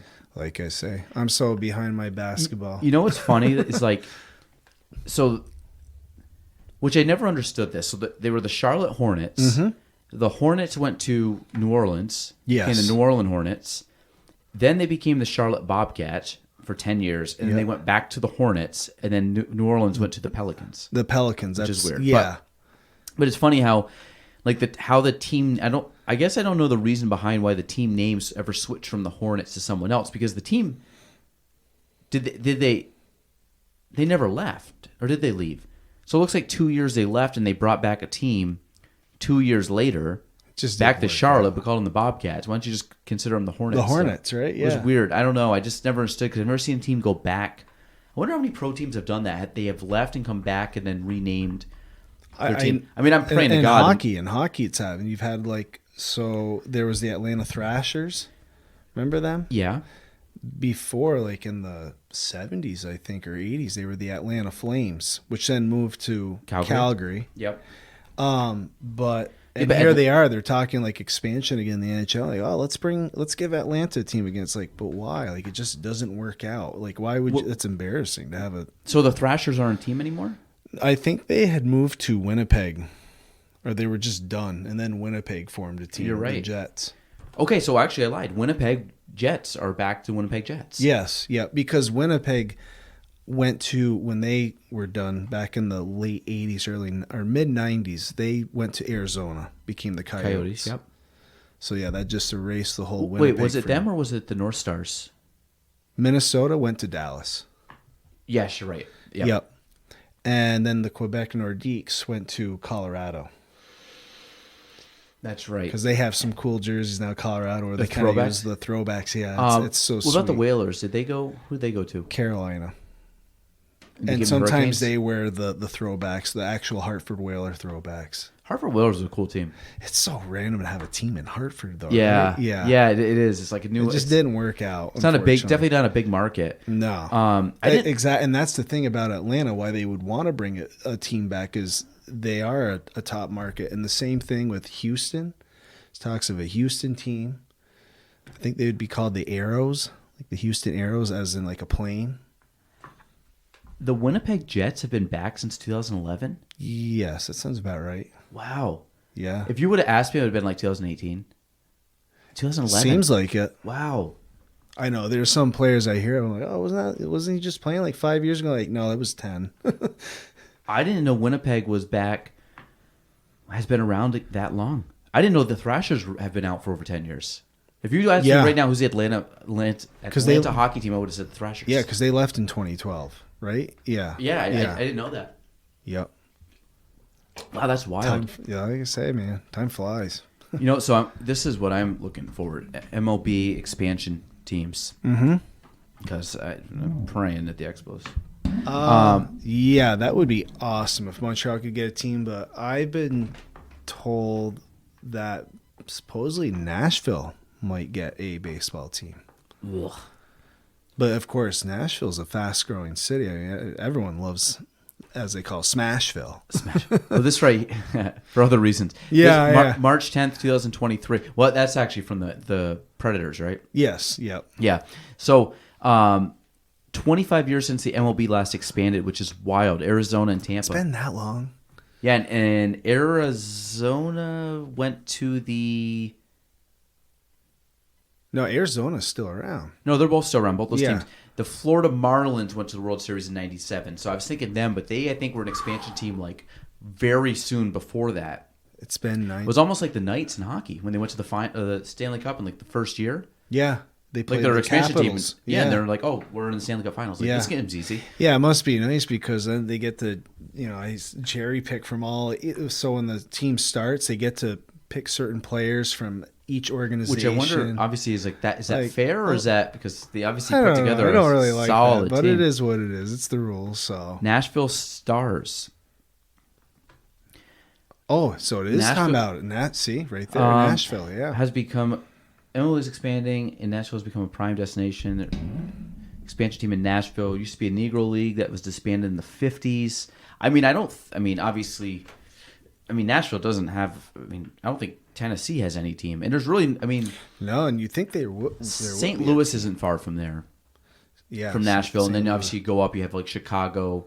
You have so Then you have DC, which isn't that far with the Nationals, yeah, which Nashville, and then there's the Atlanta Braves. God, Vegas, man, but Vegas attracts people. So it's crazy that Vegas didn't have teams before. Like, especially football. Well, Like, now you that's got- baseball is America's pastime sport, but football is America's Well, sport. hockey and football. Las Vegas, and you go to a football game, and then Vegas, like it's the perfect Yeah. like party town for that stuff. And who would have thought, like, oh, wow, a hockey team in the middle of a desert in Vegas. And they do well. They draw crowds. Yeah, well, this is actually funny too. Baseball, Charlotte and New Orleans. Oh, man. Maybe. But You kind of think in my head, I'm like, that's right. These teams don't have baseball teams. Yeah. San Antonio. Yeah, but you're Portland. I'm trying to think. There's already a team in Texas. There's Texas Dallas and Rangers. there's Houston. Houston, Not Dallas, yeah. but there's Texas Rangers and there's Houston. Yep. Portland. Yeah, that's a city right there. I'm never surprised. Like, Ugh. yeah, I wouldn't want It it. sounds like a nightmare right now in that city. So they're playing in Mexico City the series this year, San Diego and Houston, and is looking to expand Yep. its reach. Oh, Tokyo. What? Get out of here. Wait. You're saying that now they want to expand, go like an international level, or just to bring the games, like go to Japan and Well, play a game? Mexico City they're playing a series there. I have no clue about Tokyo. Obviously Montreal. Oh, there's Montreal. Rebranded. Extra to make a comeback as an expansion team and give them a chance to redeem themselves. Vibrant sports town is home with the Canadians and outlets. I'm praying that the Expos get a team. I would love that. Oklahoma City, Vancouver. That's where Jackie Robinson played. Was in Montreal. Yeah. Played for the Jerry Park? Royals. Yeah. Mm-hmm. He actually didn't want to leave to go to the States. He wanted to stay in Montreal. He loved it. Montreal's got a rich baseball history. Yeah. And they weren't Which is weird, right? You think it'd just be hockey and curling. Yeah, and curling. But Montreal, there wasn't they never won anything. They played in one National League Championship Series. Yep. Rick Monday had a home run, beat him. I believe it was that game. That had to have been what, in the 80s? Early 80s? 80s. Yeah. And then 94, they were the best team in baseball, and then the strike happened. Damn strike. And the strike, I guess, and again, anything can happen in sports, but the way it sounded was like Montreal was like a shoo-in to win the league, the pennant, because they were so good. And the Yankees were the best team in baseball in 94. So imagine having basically been like a 87 series, that would have been nuts. But baseball for... this is the thing with Montreal. This is the last thing I'll say, and we'll wrap this up. Yeah. Montreal, if you put Montreal in, so a couple things. Tampa Bay Rays, which is crazy because they always seem like they have a halfway decent baseball team. They have a great team, but they don't get people. No fans. So this is what it's like LA. LA's the same way in all their sports. The Lakers, they get nobody during the season, but when the playoffs, everyone shows up. I think it's a big bandwagon sport. I don't think you have the true passionate fans that you would in other cities. Like you don't have the New York, you don't have the Boston fans. Yeah. But if you take Montreal out, you take you take Tampa, you move them to Montreal, and you keep them in the American League East. Montreal now plays Toronto, Boston, and New York. And they would play them roughly about 18 times each a season, and they would have at least ballpark 9 home games. So you have 27 home games against those 3 teams that will attract a crowd. Especially in this area. Correct. And even Montreal, when I went up, I've been up there a couple times to watch preseason games. So you'll see Toronto play Boston, and it's packed, and everybody's wearing Toronto stuff. And I'm like, and this is in Montreal. So I'm saying, if you had a Montreal team come in, you're going to have obviously Montreal and Toronto in the 2 Canadian teams in the same division. Yep. Makes sense. You automatically have a rivalry there. That's a massive rivalry. Then you have Boston and you have New York that are a stone throw in travel sports professional league, a stone's throw away. They're not far away. And then your last team is Baltimore. Yeah. Which who cares? which is like your like cheap tickets of the season you get to go watch, Yeah. but still like Beautiful park. Camden Yes. Field, Camden Camden Yards. Yards, Yeah, yep. that's honestly. I mean, I've never been there, but I drove by it I see before. the It's nice. same. Yeah, Yeah. I've seen it, but I'm like, that's got to The be one wall of the and, like, the top 10, top 5 most beautiful fields. pretty. Wrigley's got to be number 1, oh, I mean from just for looks wise. I mean I love and all. Fenway.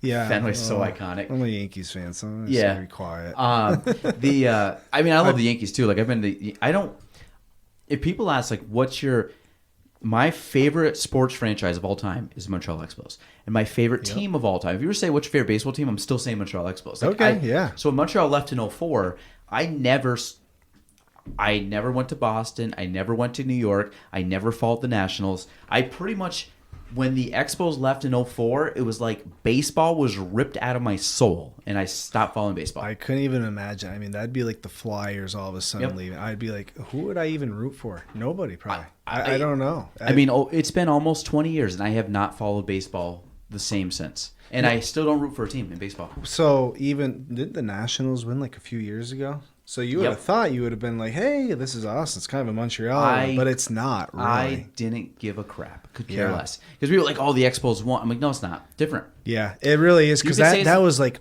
2 decades later. It was, right? it was Or over a 2015 decade, or yeah. 2005 they moved. It was the first year, but then so 2005 they moved.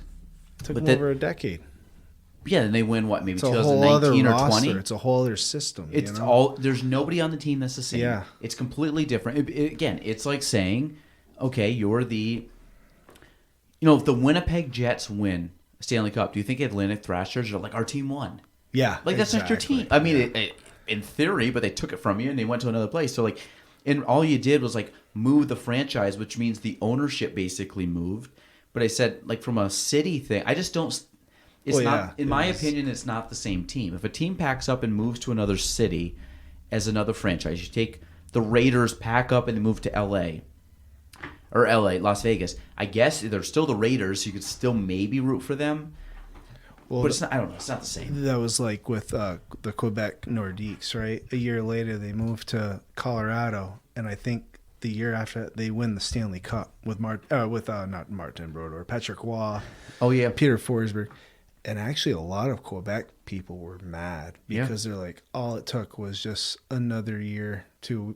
Yeah. It could have all I just would've worked pissed out. them, Yeah. I mean but that's Like yeah. no one was like, yeah, that was us, but no, people were mad. I mean I think honestly I'm such an Expos guy. Like it would be hard. I'm trying to think of a scenario where I would like root for the team. Mm-hmm. Like it hasn't happened. I mean I love the New York Giants. But like the Montreal Expos, I think it was also the time I watched them too because of the proximity. We were close, and I went up multiple times a year to games. I was going up at least once a month to watch games, and that was, and my thing was like, man, I wish there was a team there when I turned 18, and like I could just like drive up, go have some drinks, relax, party up there and watch the games, like with some friends and stuff. Yeah, definitely. But I never got that opportunity, so they left basically when I was starting high school. Yeah. And I just never. All you got was dollar hot dog nights. That's it, dollar hot dog nights, and I mean, lots of good memories, lots of baseballs and stuff. But Vladdy Guerrero, still my He's favorite same player. here. And now that his son's playing, he's Vlad my Jr.? favorite player. I was actually Vlad Jr. So I went out about a year ago, a little less than a year ago. I went out to Milwaukee. And this thing that's random. for real estate, yeah. So one of the guys who went, You went there for the drinks. He didn't lives you? well. So I went to Milwaukee, and one guy's from Milwaukee, and I've never been to Milwaukee. I've had no. And I actually was kind of joking, like, if you ever told me I'd go to Milwaukee, I'd be like, no, there's no chance I'd ever. Like, why would I go to Milwaukee? So we ended up going. Milwaukee's great, loved it, had a great time. We ended up going to. I don't know what the stadium's called now, but everybody calls it. It's still Miller Park. Okay, They have a different name now. It's like American I would Insurance or something. Yeah. But so Miller Park. So you Yep. show up. This place very cool. They had like the slide out in the outfield and all the glass. I think I might have seen like on ESPN when they're showing some of the games. It's the park. Yeah. It's like a pretty cool park, and it's kind of like it feels like the middle of nowhere. Like it's not like in the major city. It's kind of off, and it's like, but we go to this game, and so they're playing Toronto. So Vlad Guerrero Jr. is playing first base. So we end up going. We show up. The first like 4 innings, we're in like the left field. Like bar restaurant, but it's outside, so like you can look through the glass and watch the game as you're in this bar. So like it's cool. So like you're in the bar eating, and we're just sitting there and like you're watching the game. Right? We're like watching the game, but like we're eating. It's on the TVs, but we're eating, and then you just like look out in the glass and like the actual game's going on. It's really the best seats in the house. It was great. They had probably about 500 different beers to choose from. It is a big beer. Oh yeah, it's the beer capital. Oh my god, it's amazing. And so my buddy, who was there, the guy we went out and kind of visited, is like the mayor of Milwaukee. And when I say mayor of Milwaukee, I'm not exaggerating. Like everywhere we went, this guy, everyone knows him, had a connection, was able to get like. So our seats were the second row behind the dugout, and the seats in front were like the guy's seats and our seats. Like we just didn't sit in the front row because there was a lot of us. So we had so he ended up getting these seats from this guy that was on the dugout. I have a picture of me like sitting there with my feet up on the dugout, just like chilling in the chair. And Vlad Jr., because we're on the right field line, is, whatever the distance is from that to the first base, maybe 50 feet, 30 feet. He's sitting right there. And so that was really cool. So like I got to see him play live. And which the guy's a giant. Stacked. Yeah. He's a big. See him on TV, and I'm like, he's actually lost weight too, which is crazy. Okay. He's a little more like agile and quick. A little more like his father, right? Because his father was just all father muscle. His father was lanky. Do you remember Vladdy? Here, I'll show you He Vlad. was tall, huh? Tall and lanky. I just remember. The guy though, he was all muscle. The guy could throw out a ball from. Vladdy was very lean. Senior was very lean. Yeah. But he did. He was muscular. Like that's scrawny. No batting gloves. Iconic look. Yeah, the best swing. Just kind wild, of like that man. golf swing. Yep. And then like kind of bigger legs as he developed. Like I guess you're right. But he was like kind of like lanky muscular. But just the old school, no batting gloves, just grip and rip it. Absolutely loved it. The guy had a cannon for an arm. This is actually Vladdy and him. I've seen that photo. I love that photo. Which is amazing. Yeah, and of course, this brings me back right here because I have a jersey at home. Same thing. But Vlad Senior, I'll have to show you before you leave. The only autograph I have in my office is a bat that Vladdy signed when he got inducted into the Hall of Fame in 2018. That's cool. I'll show it to you. Yeah, it's you there. have to show and me he wrote it all out. So he's like AL MVP 2004. He wrote it all out. You're there? I wasn't there. I ended up getting this, but I'll show you the bat. But still, yeah. It's the only piece that, I'm not a big autograph nostalgia guy. Like I love golf. If you gave me a Tiger Woods autograph, be like, that's cool. Yeah. That's cool. But Vladimir Guerrero was like such an iconic figure when I was a kid. And he was from up here. And he was local, local player, and I'm like, he's like the local all-star. So when I was a kid, like that autograph means more to me. And I've got his autograph. It's not my first time I got it. Like I got it as a kid. Like he's given me multiple autographs as a child. It's just the fact that I'm like, oh, I got this bat from when he was in the Hall of Fame, and he signed it obviously years after playing. That's a big deal. Yeah, so I still have like a handful of autographs and balls and cards and things that he signed for me. But like this is what I remember. Just like old school Vladdy. Yep. Autograph hasn't changed. He's still got the same look. Yep. Oh, got it. Always got that smile. Dude, he's like the happiest guy. Love playing baseball. I think it's the Dominican culture. I think they just have fun playing. Yep. But that guy's arm. I mean, he threw from the wall to home plate. it was this perfect line. Like if you're sitting at third base, you're like, this is going to come right to my hand, or it's going to one hop to my glove perfectly. Yeah. I'm going to tag this guy out. Yep. He had the strongest arm I've ever seen. I know other players had some good arms. No one like him though. Not that I ever saw. And consistent. He was. I saw him do some pretty cool things. My favorite Vladdy moment, I think, was when they were playing Arizona. It was the year Arizona won the World Series. Yep. Kurt Schilling was pitching. I think Kurt Schilling won the Cy Young that year. Kurt Schilling played the entire game. We went to the bottom of the ninth or bottom of the 10th. It was 9th or 10th. It must have been the 9th because Schilling was still on the mound. and it was tied 3-3. Bottom of the ninth, Vladdy roped one over the left field line, 1-4-3. And they were the number one NL team in the league at the time. Yeah. And it just turned on this pitch on Kurt Schilling, lined it over the wall, like on a line. I mean, this thing was like a rope. It went and just dipped over the wall. Home run. I mean, it probably left the park in like 2 seconds. There was no height to this thing at all. Oh, like I said, the guy was just he was strong. Also, the only guy to like hit a ball out of the dirt, like literally one hops off the ground. Yeah, that's what I swings. say. He would do golf swings. Like this guy was just he would swing at all the junk. He was not a patient batter, but that made it so hard because this guy, they're like, if you pitch to him, like he's swinging at everything. So you better like Gary Sheffield was kind of the same way. Remember him? Gary For the Sheffield, I Detroit do. Tigers and the Yankees. He was kind of just like sports agent now. Oh, is he? Okay. Yeah, Gary Sheffield always looked intimidating. He kind of had a look yeah. about him like I wouldn't want to mess with him. Same. Look like he could beat you up. But. Like you better hope he's your friend if you get in a bar scuffle or something. Oh yeah, his uncle was Dwight Gooden. I forgot about that. Dwight Gooden, yeah. Yeah, For that's the it. Mets. Yep. Yep. All right, Eric, want to wrap this up? Yeah, I just want to add something, a little awareness for the autistic community. Yes. Yes, Hey, give us a plug. Some interesting facts I wanted to share here. So, because not a lot of people are familiar, I mean, the awareness is still going on, and actually, the World Autism Awareness Day is coming up very soon. It's on April 2nd.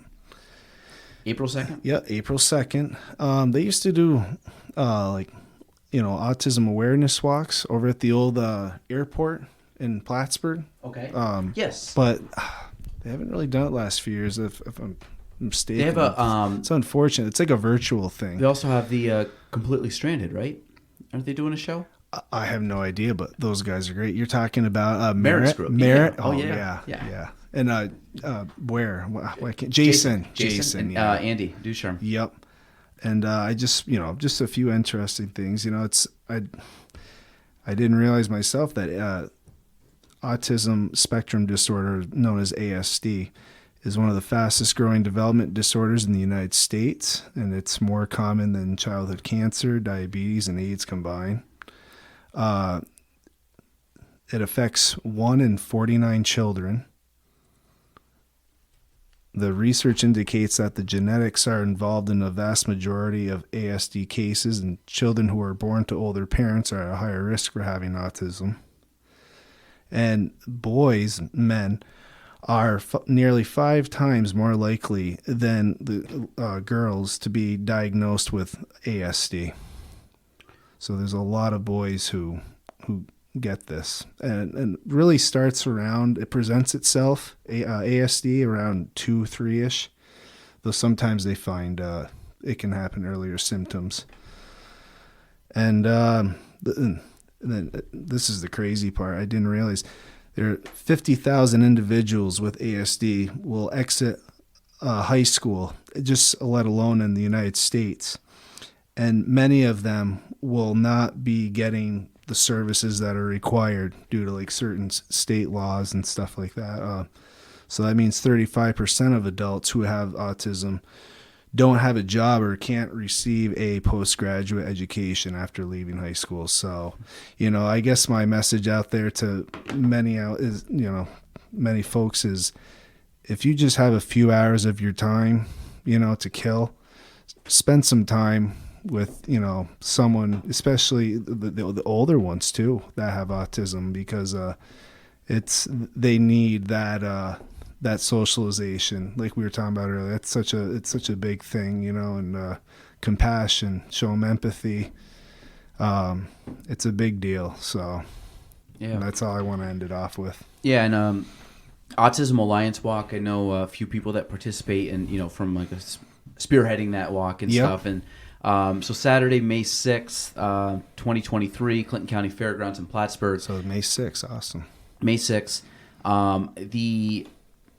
I just Googled Autism Alliance Walk Plattsburgh, and the website comes right up. But you guys can go and donate or register to do the walk.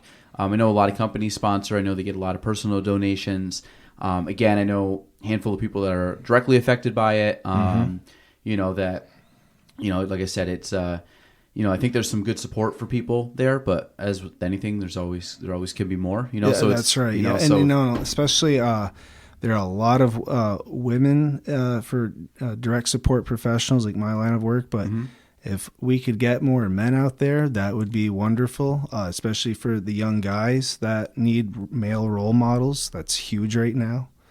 So, like I said, all it takes is just a few hours of your time, anyone's time, to just spend time and let these kids know that someone cares about them.